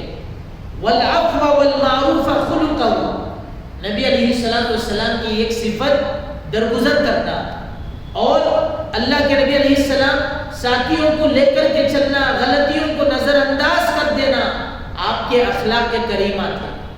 اسی لیے حضور نے منع فرمایا کسی کی پرانی غلطی کو اٹھا کر سامنے والے کو شرمندہ مت کرو. ہو سکتا وہ اپنی غلطی سے تائب ہو چکا ہو، اللہ سے معافی مانگ لیا ہو، تو پھر 20 سال کی پرانی غلطی اٹھا کر اس کو شرمندہ مت کرو.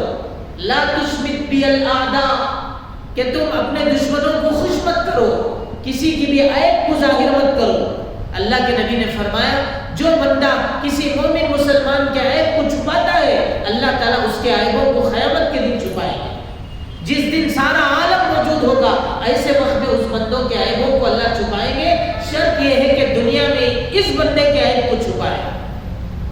ایک بزرگ کا انتقال ہوا، خواب میں کسی نے دیکھا کہ اللہ پاک نے آپ کی کیسے مغفرت کی. ایک صاحب تھے، انہوں نے کہا کہ اللہ پاک نے مجھے میری اس وجہ سے مغفرت کر دی کہ میں نے اپنی بیوی کی ایک غلطی کو معاف کر دیا. بیوی کی غلطی کو معاف کیا کہ ارے اللہ کی بندی سمجھ کر میں تجھے معاف کرتا ہوں. اللہ پاک نے مجھے بلایا، فرمایا دنیا میں تم میری بندی کو بندی سمجھ کے معاف کیا، آج میں تمہیں اپنا بندہ سمجھ کے معاف کرتا ہوں. تو بزرگوں معافی تلافی آپس میں ضروری ہے. پرانے چیزوں کو دل میں رکھ کے بیٹھ جانا، اپنے دل کو کالا میلا کر لینا، میل کچیل دل میں رکھنا، اپنے دل میں تنگی پیدا کرنا، یہ اچھے ایمان والوں کی نشانی نہیں ہے. اچھے خوبصورت مومن یہ ہے کہ اپنے دل کو صاف کرے. خذ ما صفا ودع ما کا دل، اچھی باتوں کو لے لو اور پرانی چیزوں کو چھوڑ دو. اللہ کے نبی کی تعلیمات میں سے ہے. اسی وجہ سے اللہ کے نبی علیہ السلام کے سامنے ایک صحابی کا گزر ہوا، ان کے ہاتھ میں چپل تھے، وہ لے کر گئے، آگے بڑھ گئے. حضور علیہ السلام نے پوچھا ان سے، فرمایا صحابہ سے کیا تم ان کو جانتے ہو؟ اگر تم کسی جنتی کو دیکھنا چاہو تو ان کو دیکھ لو، جنتی کو دیکھنا ہو تو ان کو دیکھ لو. اللہ اکبر. تو ایک صحابی ان کے پیچھے پڑ گئے کہ اللہ کے نبی بھرے بجنے میں ان کو جنتی بولے نا، ان کا کیا خاص عمل ہے مجھے دیکھنا ہے. تو 3 دن تک ان کے گھر پہ مہمان بن گئے. میں آپ کے یہاں مہمان بننا چاہتا ہوں. انہوں نے اجازت دے دی، ٹھیک ہے مہمان بن جاؤ. تو 1 دن گزرا، 2 دن گزرا، 3 دن گزرے. 3 دن کے بعد بولے میں اب جاتا ہوں. جاؤ بولے، لیکن جانے سے پہلے یہ تھوڑا سا مجھے آپ سے کلیئر کرنا ہے، وہ پوچھ کر کے میں جاؤں. انہوں نے پوچھا ہاں بولیے کیا قصہ. تو انہوں نے کہا کہ میں نے نبی صلی اللہ علیہ وسلم سے آپ کے تعلق سے جنتی ہونے کی بشارت سنی، تو میں اس کے تعلق سے سننا چاہتا ہوں آپ کا کیا ایسا خاص عمل ہے. اور اس پورے 3 دن میں نے دیکھا آپ کا کوئی خاص عمل مجھے نظر نہیں آیا. جیسے عام صحابہ نمازی پڑھتے ویسے آپ بھی ہیں، جیسے عام صحابہ ذکر کرتے ویسے آپ بھی ہیں. ہاں رات میں تھوڑا کروٹ لیتے وقت میں اللہ کا ذکر زیادہ کرتے ہوئے آپ کو دیکھا. آپ کی ایسی کیا خاص بات ہے جس کی وجہ سے حضور نے آپ کو جنتی ہونے کو فرمایا؟ وہ صحابی فرماتے ہیں یقیناً میرا کوئی خاص عمل نہیں ہے، لیکن اتنا خاص ضرور ہے کہ میں رات میں جب سوتا ہوں تو سب کو میں معاف کر کے سوتا ہوں، کسی کے تعلق سے میرے دل میں برائی نہیں ہوتی. کتنی بڑی چیز ہے بزرگوں. یہ چیز اگر ہمارے اندر آ گئی تو جو ان کو جنت کی بشارت ملی اس کا کچھ حصہ ہم کو بھی ملے گا نا انشاءاللہ. تو اس لیے اپنے دلوں کو پاک صاف رکھنا ہے.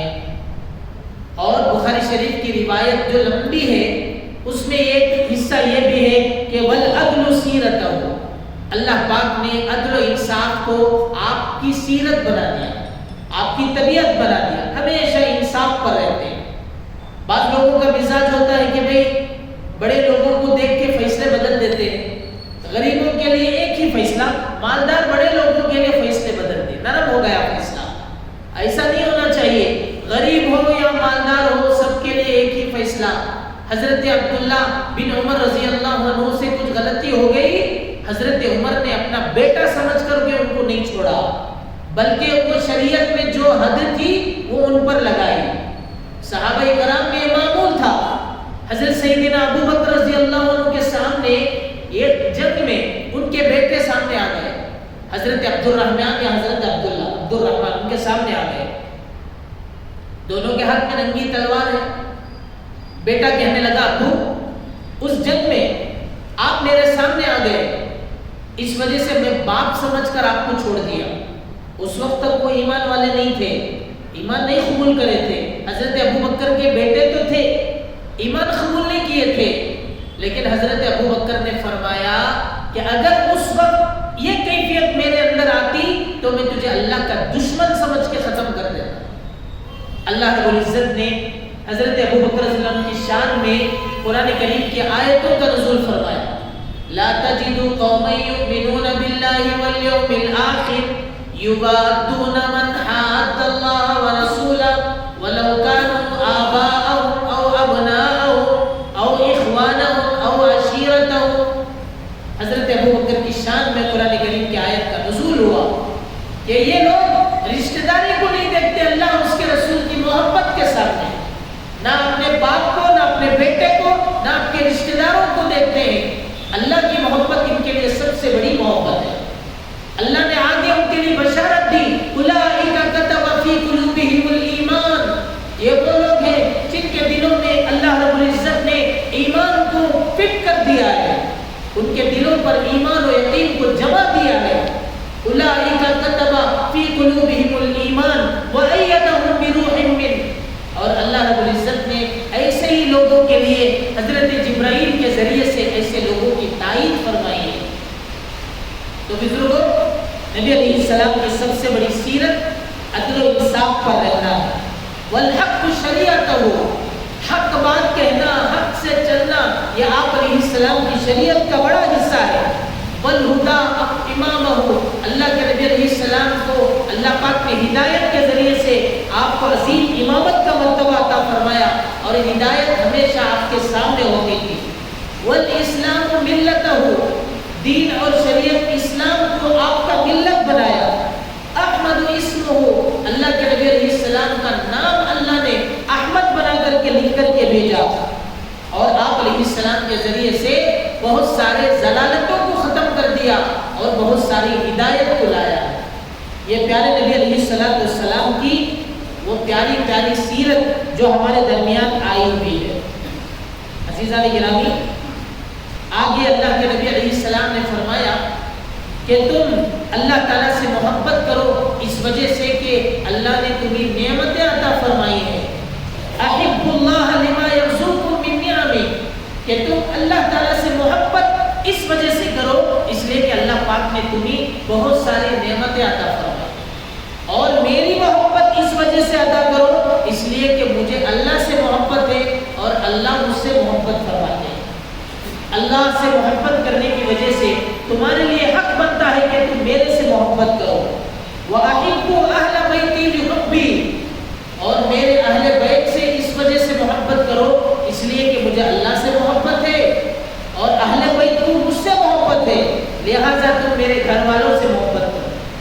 آج جو لوگوں کے درمیان اہل بیت کے تعلق سے یہ بات ہے کہ اہل بیت بہت کم لوگ ہیں، 4-5 لوگ اہل بیت ہیں، ایسا نہیں ہے.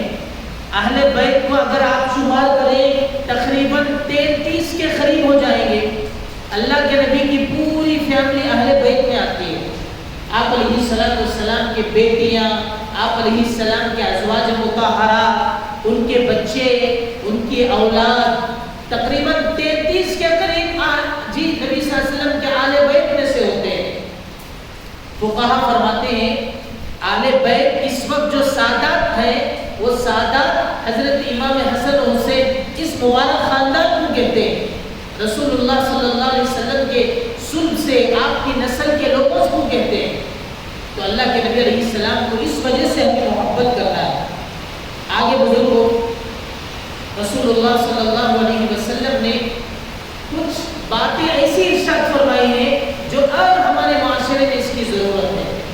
اس میں یہ کہ حبب الی من دنیاکم ثلاث، دنیا کی مجھے 3 چیزیں پسند ہیں، ان میں سے سب سے پہلی چیز الطیب، خوشبو مجھے پسند ہے۔ خوشبو کا استعمال کرنا جنتیوں کی نشانی ہے، اہل جنت خوشبو سے بہت زیادہ معطر ہوں گے، تو ہم کو خوشبو کا استعمال کرنا ہے۔ تمام نبیوں کی یہ سنت بھی ہے کہ ہمیشہ معطر رہتے تھے۔ اور دوسری چیز جو ہمارے نبی کو پسند، والنساء، عورتوں کو عزت دینا، توقیر کرنا، ان کو رتبہ دینا، یہ ہمارے نبی کو بہت زیادہ پسند تھا۔ حضور علیہ السلام کے زمانے میں عورتوں کو لوگ اگنور کرتے تھے، بے عزت کرتے تھے، ان کو پورے مجمع کے سامنے ذلیل کرتے تھے۔ نبی علیہ السلام نے عورتوں کو عزت دی اور فرمایا النساء حبب الی من دنیاکم ثلاث، میں دوسری چیز نساء، عورتیں۔ حضور علیہ السلام نے مقام دیا، ماں کا درجہ بنایا، بیٹی کا درجہ بتایا، اور رسول اللہ صلی اللہ علیہ وسلم نے بہنوں کا مرتبہ سمجھایا۔ یہ اللہ کے نبی نے عورتوں کو عزت کا مقام دے دیا۔ آگے بزرگوں فرماتے ہیں وَجُعِلَتْ قُرَّةُ عَيْنِي فِي الصَّلَاةِ، اور اللہ پاک نے میرے آنکھوں کی ٹھنڈک نماز میں رکھی ہے۔ یہ تیسری چیز جو مجھے پسند ہے۔ دنیا میں کتنے ایسے لوگ ہیں، نام تو حضور کا لیتے ہیں، نام تو بڑے بڑے اللہ والوں کا رکھ لیتے ہیں، لیکن ان کی زندگیاں نمازوں سے خالی ہیں۔ بڑے بڑے مالدار لوگ ہیں، کبھی بیوی کو بولنے کی ہمت نہیں کرتے اجی تمہیں نماز پڑھ لو۔ کبھی بچوں کو منہ کھول کے بول نہیں سکتے کہ بیٹا تمہیں نماز پڑھے کیا، پوچھ نہیں سکتے، کیوں؟ ہمت نہیں ہے۔ بچہ ناراض ہو گیا تو کیا کرنا، بیوی ناراض ہو گئی تو کیا کرنا، بیوی کی ناراضگی کے لیے کبھی نماز کو یاد نہیں دلاتے، بچوں کی ناراضگی کے لیے کبھی بچوں کو نہیں بھیجتے۔ تو عزیزان گرامی، ہمارے لیے ضروری ہے کہ ہم نمازوں کا اہتمام کریں، خاص طور سے آس پاس میں ہمارے اڑوس پڑوس میں کوئی بندہ بے نمازی نہ رہے۔ اتنی تو کوشش ہم میں سے ہریت کر لیں، اور نماز کو جو بھی بندہ بولتا ہے سامنے والا کچھ نہیں بولے گا، اچھا ہی بولے گا۔ اگر آپ کسی کو نماز کے بارے میں بولیں تو سامنے والا پلٹا کے جواب نہیں دے گا، وہ بولے گا اچھا ٹھیک ہے، میں بھول گیا، نماز پڑھ لوں گا یا پڑھ لوں گی۔ تو جُعِلَتْ قُرَّةُ عَيْنِي فِي الصَّلَاةِ، نماز میں اللہ رب العزت نے آنکھوں کی ٹھنڈک رکھی ہے۔ اسی طرح نبی اکرم علیہ السلام نے تھوڑا پیار محبت کے ساتھ چلنے کو فرمایا۔ ایک مرتبہ حضرت انجشہ رضی اللہ عنہ، یہ وہ صحابی ہیں جن کے سواری پر خواتین جانے والے تھے، ان کی اونٹنی پر خواتین سوار تھے، تو حضرت انجشہ تھوڑا تیزی سے لینے جانے لگے۔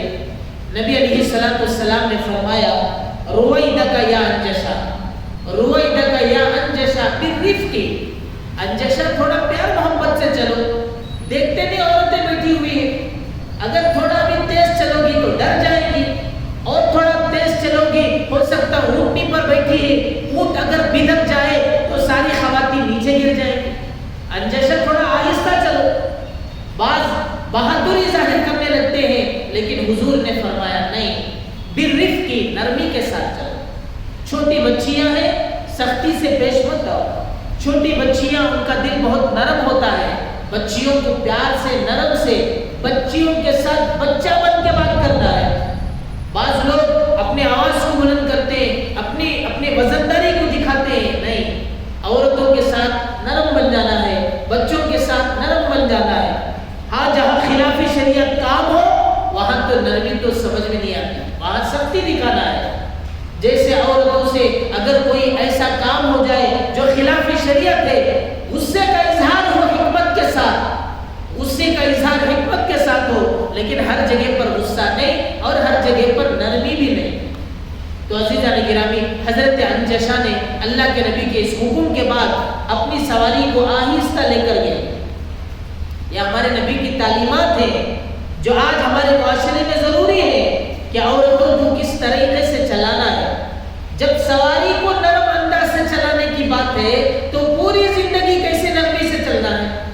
آپ سوچیں بزرگوں، جب سے چھوٹی سی سواری کو لے کر نرمی کی بات ہو رہی ہے، اب یہ زندگی کے نشو و فراز ہیں، جگہ جگہ پر ہیں، قدم قدم پر زندگی کے موڑ ہیں، ایسے جگہوں پر تو عورتوں کو ساتھ تو بہت پیار محبت کا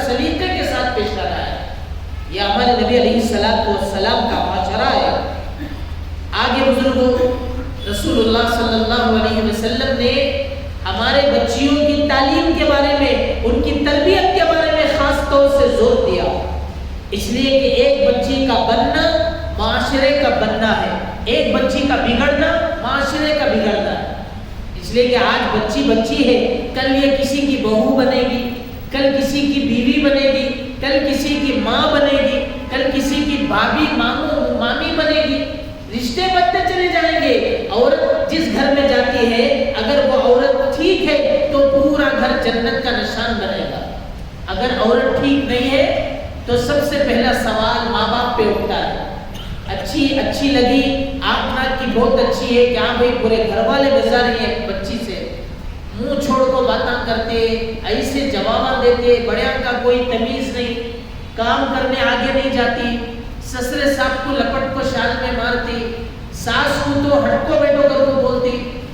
ایسی شکایتیں بچیوں کی آ رہی ہے. پڑھائی تو بہت ہے، ڈبل گریجویٹ ہے، ڈاکٹر ہے، فلاں ہے، لیکن تہذیب سے زیرو ہے. اور چائے بنا تو دینا کہتے کہ ضروری کیا، جا تمہارے بیٹے کو بولو. ایسے منہ پھوٹے جواب ہمارے بچیوں کے. بزرگوں اس کی اصلاح کے تعلق سے ہمارے نبی نے حکم بھی دیا اور اس پر بشارت بھی سنائی. آقا نبی علیہ السلام نے فرمایا من کانت لہو، جس آدمی کے لیے انسا بچیاں ہو، فلم یہدھا ولم یہنھا، نہ ان بچیوں کو جھڑکے نہ ہی ان بچیوں کو تنبیہ کرے، بلکہ پیار محبت کے ساتھ ان بچیوں کی تعلیم اور تربیت کرے اور ان کو شادی کرا کر کے اچھی فیملی میں دے دے.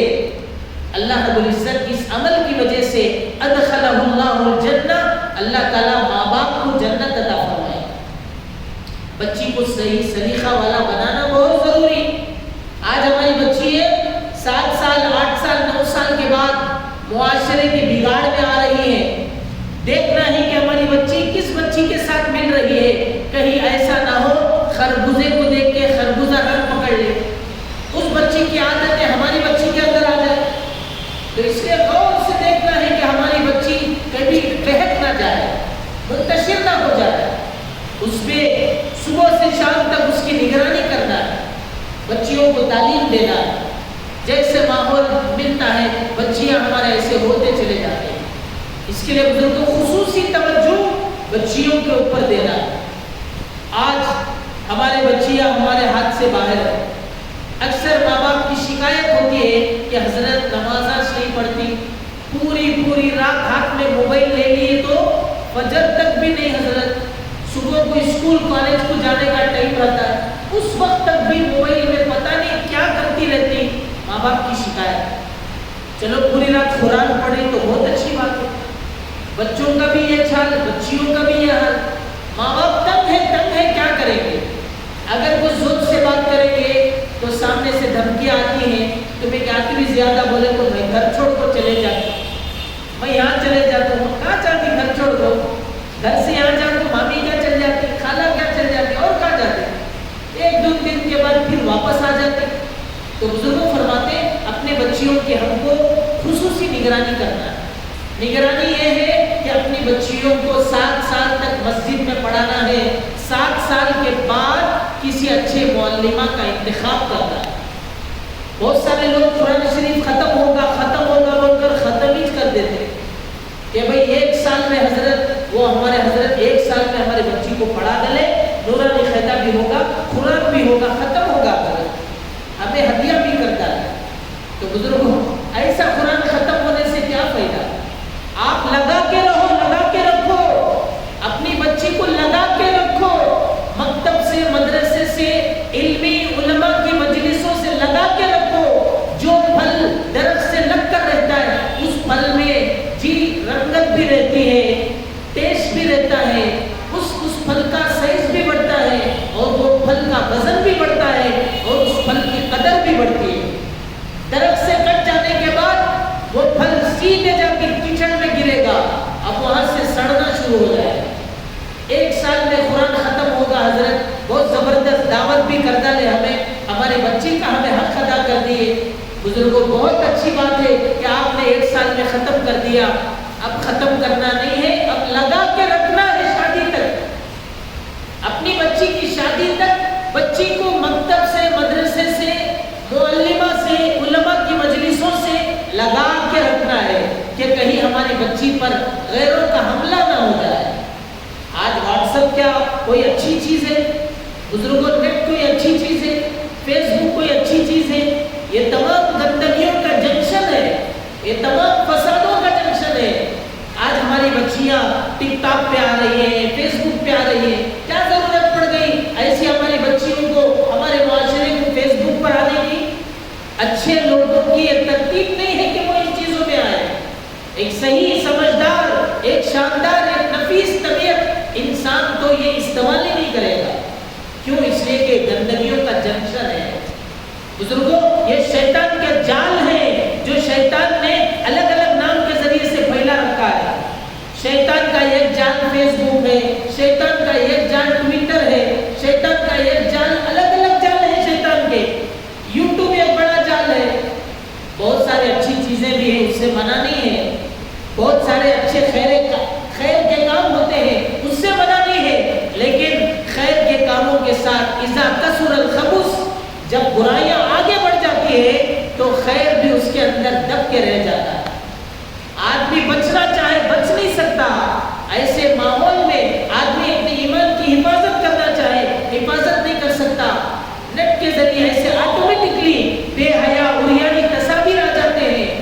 اچھے اچھے کا ایمان کافر ہو جاتا ہے، اچھے اچھے کی تربیت میں فرق پڑ جاتا ہے. کوئی بچ نہیں سکتا، کوئی بچا نہیں سکتا. اللہ رب العزت کی پیاری ذات ہی بچا سکتی ہے.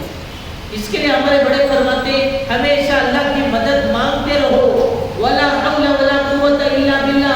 گناہوں سے بچنے کی طاقت، نیک کام کرنے کی قوت اللہ ہی کی طرف سے. اللہ ہی ہم سب کو اپنے گناہوں سے بچا سکتے ہیں. ورنہ یہ یہودی، یہ نصرانی اپنی پوری پلاننگ میں پاس ہو چکے ہیں. ان کی پلاننگ کیا؟ ایمان والوں کا ایمان کمزور کرنا، اندر سے کاٹنا. وہ نمازی رہے لیکن اندر سے خالی رہے، وہ چہرے سے مسلمان رہے لیکن اندر سے خالی رہے، ان کا کرتا پیجامہ رہے لیکن اندر سے خالی رہے. آج یہودیوں کی چال یہی ہے. اس کے لیے فرماتے ہیں بزرگوں، ہم اپنے ایمان کی حفاظت کرنا. دیکھو غلطی سب سے ہو جاتی ہے، گناہ سب سے ہو جاتے ہیں. کل بنی آدم خطاء، ہر ابن آدم غلطیوں میں ہوتا ہے. کوئی یہ دعویٰ نہیں کر سکتا میرے سے غلطی نہ ہوئی ہو. الگ الگ غلطیوں میں کوئی نہ کوئی ہوتا ہے. لیکن بزرگوں، سب سے اچھے بندے وہ ہیں، وخیر الخطائین التوابون، کہ سب سے اچھے بندے وہ ہیں جو غلطی ہونے کے بعد اللہ سے معافی مانگتے، اللہ تعالیٰ کے سامنے ہتھیار ڈال دے، اللہ کے سامنے عاجزی کر لے کہ میرے مولا، میرے سے وہ غلطی نہیں ہونا تھا، ہو گئی، تو اپنے فضل سے معاف کر دے. اللہ تعالیٰ بھی حجت نہیں کریں گے، اللہ تعالیٰ معاف کریں گے. معافی اللہ کی ریکارڈ کو اللہ ختم کر دیں گے، فرشتوں سے بلا دیں گے اور اللہ تعالیٰ معاف کریں گے. اس لیے اللہ پاک کا نام انہ کان غفارا، اللہ تعالیٰ بہت زیادہ بار بار معاف کرنے والے ہیں. غفور میں غفار میں بہت فرق ہے. غفور معاف کرنے والا، غفار بار بار معاف کرنے والا.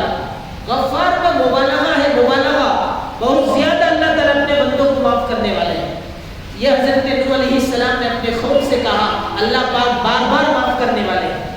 تو بزرگوں، اللہ کی طرف متوجہ ہونا، اللہ کے دربار میں آنا اور نبی علیہ السلام کی تعلیمات میں، آپ کی مبارک سیرت کی روشنی میں ہم سب کو اپنی زندگی کو نورانی بنانا، اچھی بنانا، یہ اس وقت کا سب سے بڑا عمل ہے. اس کے لیے ہم کو جہاں جہاں سے یہ چیز ملے وہاں سے ہم کو حاصل کرنا ہے. اگر یہ نورانیت، یہ اخلاق، یہ کردار، یہ کیریکٹر، یہ طرز عمل، یہ محبت، یہ مودت اور آپس میں یہ بھائی چارگی اگر آپ کو مکتب سے مل رہی ہے، مکتب سے لے لو، علماء اکرام کے جمعے کے خطبوں سے مل رہی ہے وہاں سے لے لو، کسی اللہ والے سے آپ کا کنیکشن ہے تو وہاں سے لے لو، دعوت و تبلیغ کی مبارک محنت میں ہے وہاں جا کر کے حاصل کر لو. جس آدمی کو جو چیز لگے وہاں چلے. اللہ پاک نے دعوت کی مبارک محنت کے ذریعے ہزاروں انسانوں کے اندر چینجز لائے، تبدیلیاں لائے. اللہ پاک نے ہمارے بڑوں کے ذریعے سے اس محنت کو چلایا. دارالعلوم دیوبند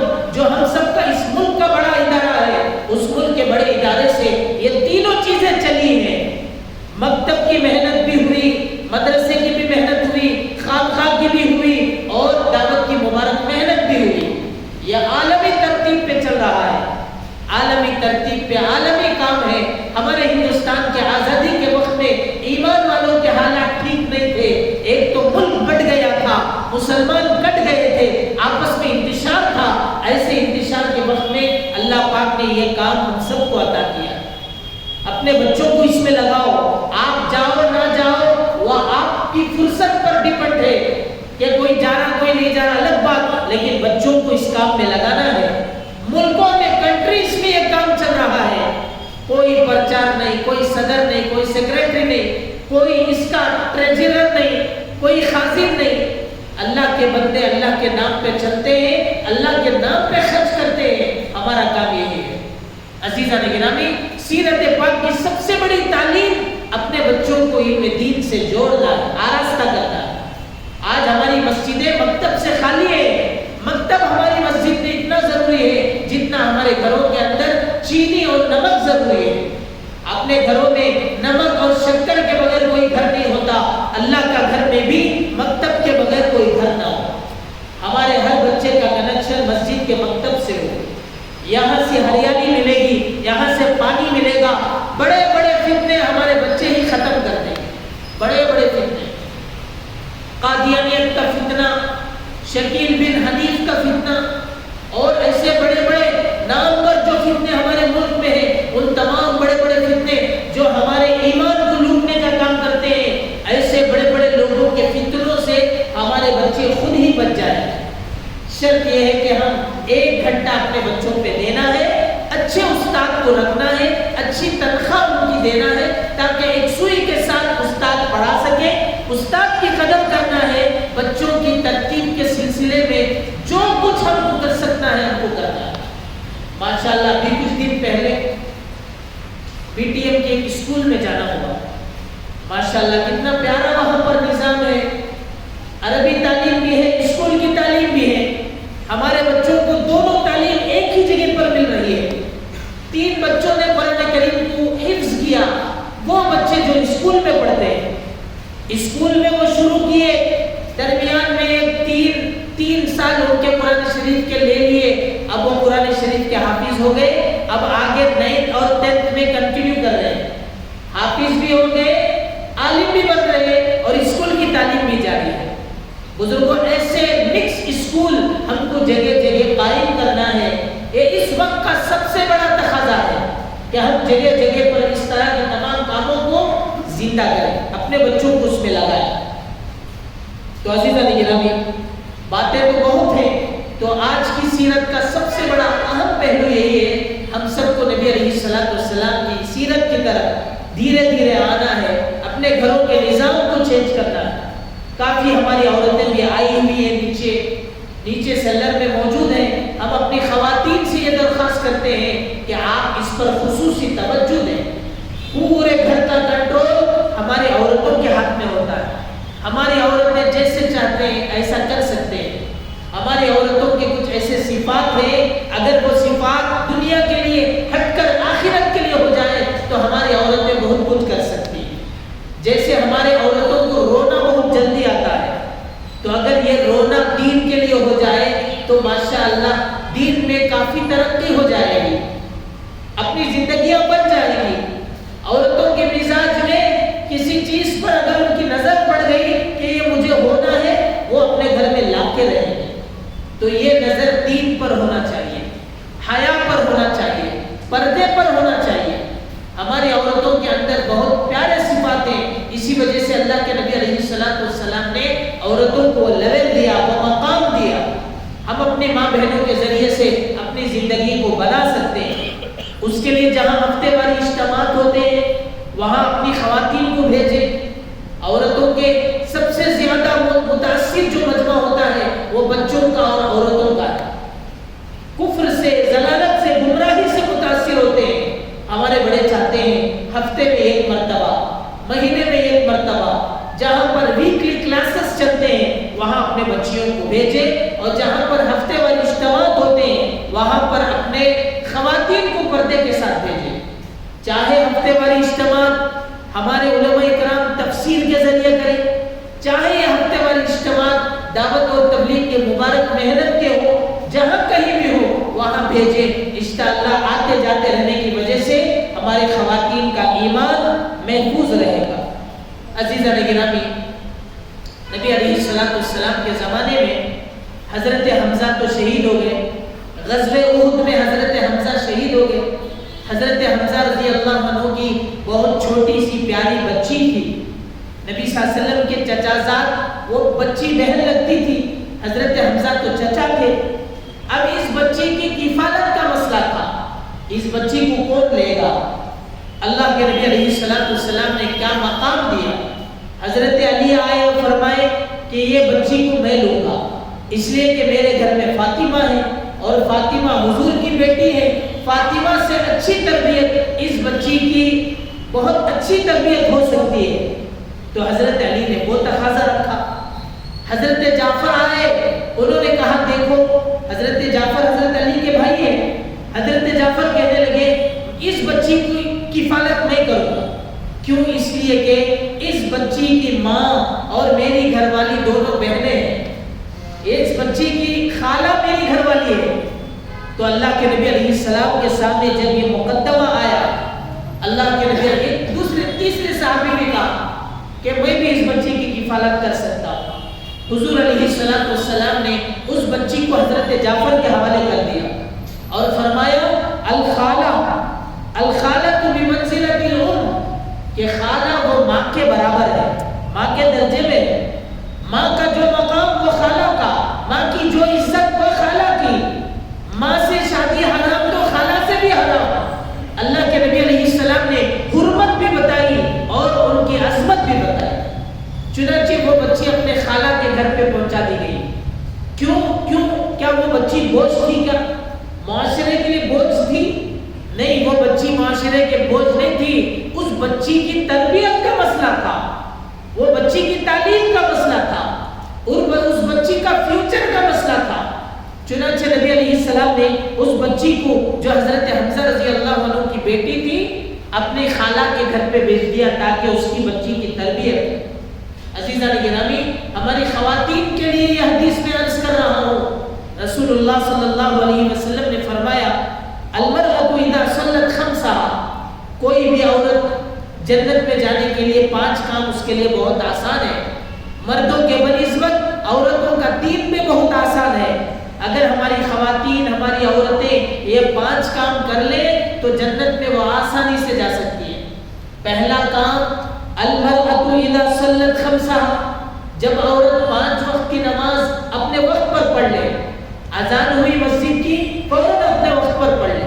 نہ جماعت کا کوئی مسئلہ، نہ ہی کوئی اور افراد کے ساتھ آنے کا کوئی مسئلہ ہے. اپنے گھر میں مسجد جانے کا بھی کوئی مسئلہ نہیں. گھر پہ ہی اکیلے نماز پڑھو، اللہ تم کو وہی جماعت کا ثواب دیں گے. اپنی 5 وقت کی نماز گھر پہ پڑھنا. وصامت شہرہا، اور رمضان شریف کے روزے رکھنا. بائی چانس کبھی روزے مس ہو گئے تو ان روزوں کی قضا کرنا بھی فرض ہے. کچھ ہدیہ دے کر عورتیں سمجھتی ہیں کہ رمضان کے روزے معاف ہو گئے. یہ ہدیہ دینے سے رمضان کے روزے معاف نہیں ہوں گے، بلکہ ان رمضان کے روزوں کی قضا کرنا بھی فرض ہے. اور تیسری چیز وَأَحْسَنَتْ فَرْجَهَا، اپنے عفت اور پاکدامنی کی حفاظت کرنا. اپنے عفت اور پاکدامنی کی حفاظت کرنا. وَأَطَاعَتْ بَالَهَا، اپنے شوہر کی خدمت کرنا. اپنے شوہر کی خدمت یہ نہیں کہ بزرگوں وقت پہ پکا دیں. اپنے شوہر کی خدمت سب سے بڑی یہ ہے کہ اپنے شوہر کے دین کے ساتھ، ان کے مزاج کے ساتھ آپ بھی ان کے ساتھ چلیں. اگر شوہر دیندار ہے تو بیوی کو چاہیے کہ وہ بھی اپنے شوہر کا سپورٹ کرے. اگر شوہر چاہتا ہے، مسجد کا ماحول چاہتا ہے، عورت کو چاہیے کہ وہ ماحول بنا کے دے. اگر شوہر چاہتا ہے کہ اجتماع کو جائے حکم دے کہ تم اجتماع کو چلنا ہے، عورت کو ساتھ دینا ہے، بھلے نیند میں ہو، کوئی اور تقاضے پہ ہو، اپنے شوہر کے حکم پر آگے بڑھنا ہے. تو بزرگوں یہاں پر وَأَطَاعَتْ بَالَهَا، یعنی اپنے شوہر کی خدمت کا مطلب صرف پکا دینا یا کپڑے دھو دینا یا یہ کہ ان کے لیے اچھا انتظام کر دینا یہ بھی ہے. اس کے علاوہ اپنے شوہر کا دین کا معاون بننا ہے. اس لیے کہ شوہر چاہ مسجد میں جا کر شوہر کا اندر جذبہ پیدا ہوا، اجتماع کو جا کر شوہر کی ترتیب بدل گئی، شوہر کے اندر ایمان بڑھ گیا. شوہر چاہتا متقی بن کے رہے، لیکن عورت نہ مسجد گئی، نہ اجتماع گئی، نہ کوئی دین کی بات سنی. اب عورت کے سامنے گھر ہے اور ہے تو زیادہ یوٹیوب ہے. اب یوٹیوب میں کوئی اللہ والے تو ہیں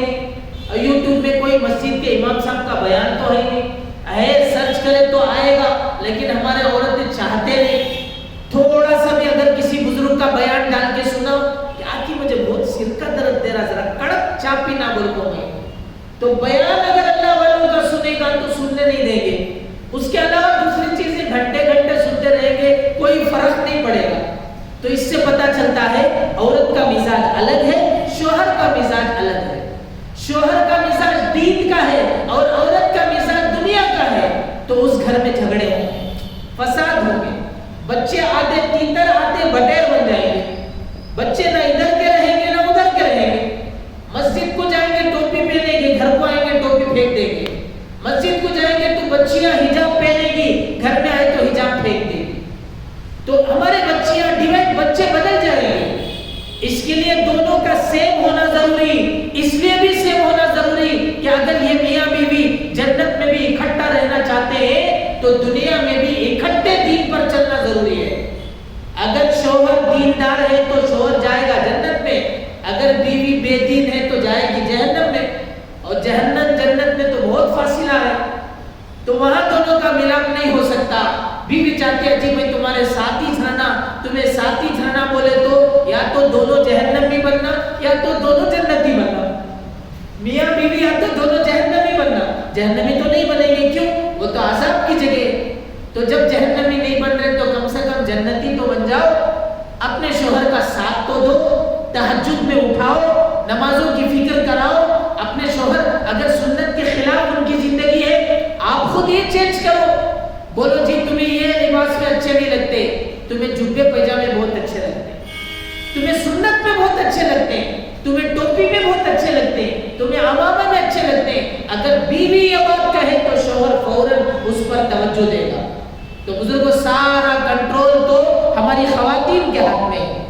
तो ये चौथी चीज है क्या, वअताअत बालहा, अपने शौहर के हुक्म की ताबेदारी करें। और आखिर फरमाते फलतदखुल मिन अय्यि अब्वाबिल जन्नति शाअत, औरत ये 5 अगर काम कर लेगी तो जन्नत के जिस दरवाजे से चाहे वो दाखिल हो सकती है। तो औरतों का दीन बहुत आसान है। अजीज़ान गिरामी, सीरत पाक के जलसे तो होते रहते हैं, चीख देना, चले जाना और कुछ 2-3 बातें कह देना और बर्खास्त कर देना, इसका कोई फायदा नहीं है। जब तक ये आया हुआ मजमा कुछ अज़्म लेकर के नहीं जाता और कुछ एक सुन्नत को जिंदा करने की नीयत से नहीं जाता, उसका कोई फायदा नहीं होगा। इसके लिए अल्लाह ताला से हम दुआ करते हैं, अल्लाह रब्बुल इज़्ज़त आज के हमारे मजलिस को कामयाब फरमाए। हमारी जो ख़वातीन आई हुई हैं अल्लाह ताला उन सब के आने को कबूल फरमाए। यकीनन बहुत जज्बा है, बहुत फिक्र है, अल्लाह ताला तमाम के फिक्रों को कबूल फरमाए। आखिर में मैं अपने जिम्मेदारों का शुक्रिया अदा करता हूँ कि उन्होंने यहाँ पर बहुत सारे इन साथियों के साथ एक सीरत पाक की जलील मजलिस मुनाकिद की। मजमा ज़्यादा और कम होना इसमें कोई फिक्र की बात नहीं है। एक बंदा भी अगर सुनकर अमल कर ले वो असल बात है। एक भी बंदी अगर सुनकर अपनी ज़िंदगी को अच्छी कर ले वो सबसे बड़ी कामयाबी की बात है। मजमे तो सियासत के भी हो जाते हैं, मजमे तो पॉलिटिक्स के भी हो जाते हैं। बुजुर्गों, हम में से कोई साथी कमजोर नहीं, हम में से माशाअल्लाह एक भी कई लोगों के बराबर है। अल्हम्दुलिल्लाह यहाँ पर जो जगह खाली है उन जगहों पर फरिश्ते होंगे, उन जगहों पर जिन्नात होंगे। इसमें क्या, हमको अच्छी नीयत हम रखेंगे, लेकिन यहाँ से नीयत करके जाएंगे इंशाअल्लाह। इस मस्जिद के सराउंडिंग में जो साथी रहते हैं उनसे गुजारिश है कि इस बात की फिक्र करें कि अपने बच्चों को मकतब में जमाएं, यहाँ पढ़ाएं, अपने असातिज़ा के पास भेजें, अपने मकतब को मुनज़्ज़म करें, मजबूत करें। और जो मस्जिद की तरफ से ऑफर्स आते रहते हैं कुछ ना कुछ, उन ऑफर्स को जो उसके जी इस्तेदाद वाले बच्चे हैं, मुस्तहिक बच्चे हैं, उन तक उन बच्चों को पहुंचाएं। अल्लाह रब्बुल इज़्ज़त अमल की तौफीक अता फरमाए। आमीन। तो फरमाए अल्लाह ताला अमल की तौफीक अता फरमाए।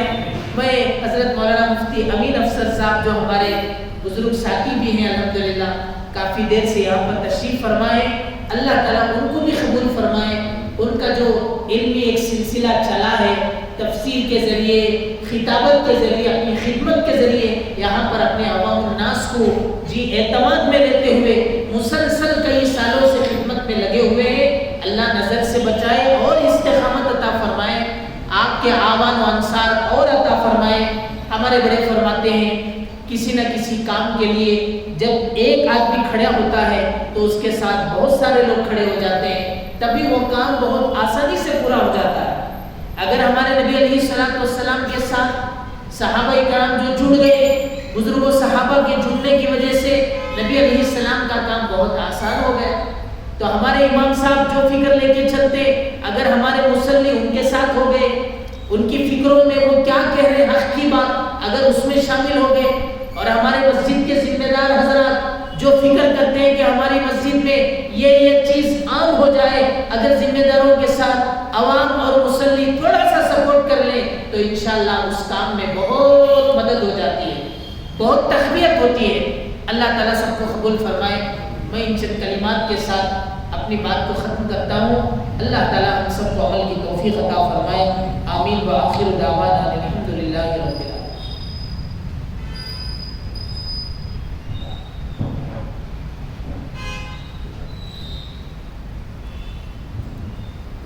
الحمدللہ، میں مولانا عبدالستار صاحب قاسمی کا بہت ہی زیادہ شکر گزار ہوں کہ آپ نے اپنا قیمتی وقت ہمیں عنایت فرمایا۔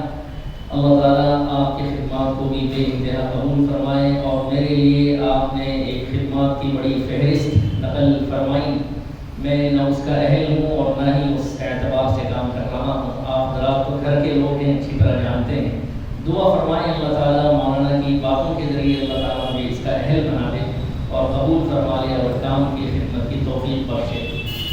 پھر دوسری بات یہ ہے کہ الحمدللہ مولانا بھی اپنے یہاں بے انتہا خدمات جلیلہ انجام دے رہے ہیں۔ اللہ تعالیٰ مولانا کی خدمات کو بھی قبول فرمائے اور دیر تک دور تک مولانا کا فیض عام اور تام فرمائے، اور ہم سب کو اللہ تعالیٰ اپنی رضا کے ساتھ اور اخلاص کے ساتھ دین کی خدمت کرنے کی توفیق عطا فرمائے۔ دنیا کی محبت اور اس کے لالچ سے ہم سب کی حفاظت فرمائے۔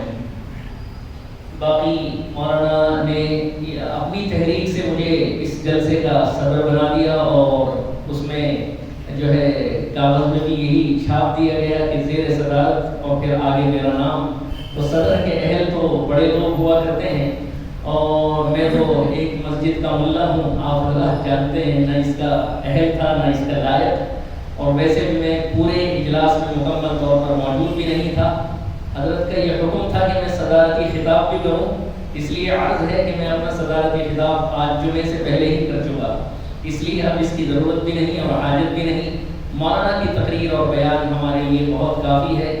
آج کے اس بیان میں، اس کتاب میں مولانا محترم نے ماشاءاللہ سیرت طیبہ کے عنوان پر بہت ہی زیادہ اور کثیر مقدار میں اہم گوشوں پر توجہ ہمیں دلائی ہے، بالخصوص ہماری خواتین اور عورتوں، ماؤں اور بہنوں کے لیے۔ اللہ تعالیٰ انہیں بھی قبول فرمائے اور مولانا کی ان باتوں پر ہم کو اور ہماری خواتین کو عمل کی توفیق بخشے۔ اللہ رب العزت آپ کی آمد کو اور آپ کی اس خطاب کو اپنے یہاں عزت کی نگاہ سے دیکھ کر اسے بے انتہا قبول فرمائے اور آپ کے لیے ہمارے لیے توشہ آخرت بنائے۔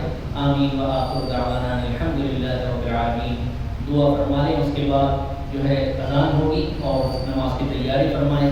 آپ حضرات کے آنے کا اور جم کر بیٹھنے کا بہت ہی زیادہ شکر گزار ہوں۔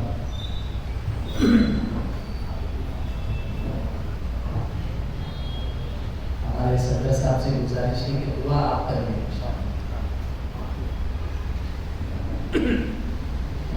الحمدللہ رب العالمین۔ اللہم لا نحصی ثناء علیک انت کما اثنیت علی نفسک، اللہم لک الحمد ولک الشکر حتی ترضى، اللہم لک الحمد ولک الشکر حتی ترضى وبعد رضا، اللہم اعنا علی ذکرک وشکرک وحسن عبادتک۔ ربنا آتنا فی الدنیا حسنہ وفی الآخرۃ حسنۃ وقنا عذاب النار۔ اے اللہ یقیناً ہم بہت قصوروار ہیں، کہ اللہ ہم سب کو معاف فرما دے، کہ اللہ ہمارے گناہوں سے درگزر فرما دے، کہ اللہ آج کے اس اجلاس کو قبول فرما دے۔ اے اللہ یقیناً بہت اونچی شخصیت کے تعلق سے گنہگار زبان سے کچھ بولنا تھا، میرے مولا ان تمام بھائیوں کے اخلاص کی برکت سے کچھ باتیں زبان سے نکلی ہیں، اللہ اس سے بے انتہا قبول فرما، اس میں جو کوتاہی ہوئے سے درگزر فرما۔ یا اللہ یقیناً ہم سب آپ کے دربار کے محتاج ہیں، ہم سب آپ کے دربار میں فقیر ہیں، میرے مولا ہم سب کو غنی فرما، ہمیں بھی نعمتوں سے مالا مال فرما۔ سب سے بڑی نعمت جو آپ نے ہمیں ایمان کی شکل میں عطا فرمائی، قرآن کی شکل میں عطا فرمائی، اللہ ان نعمتوں کی قدردانی کی توفیق عطا فرما۔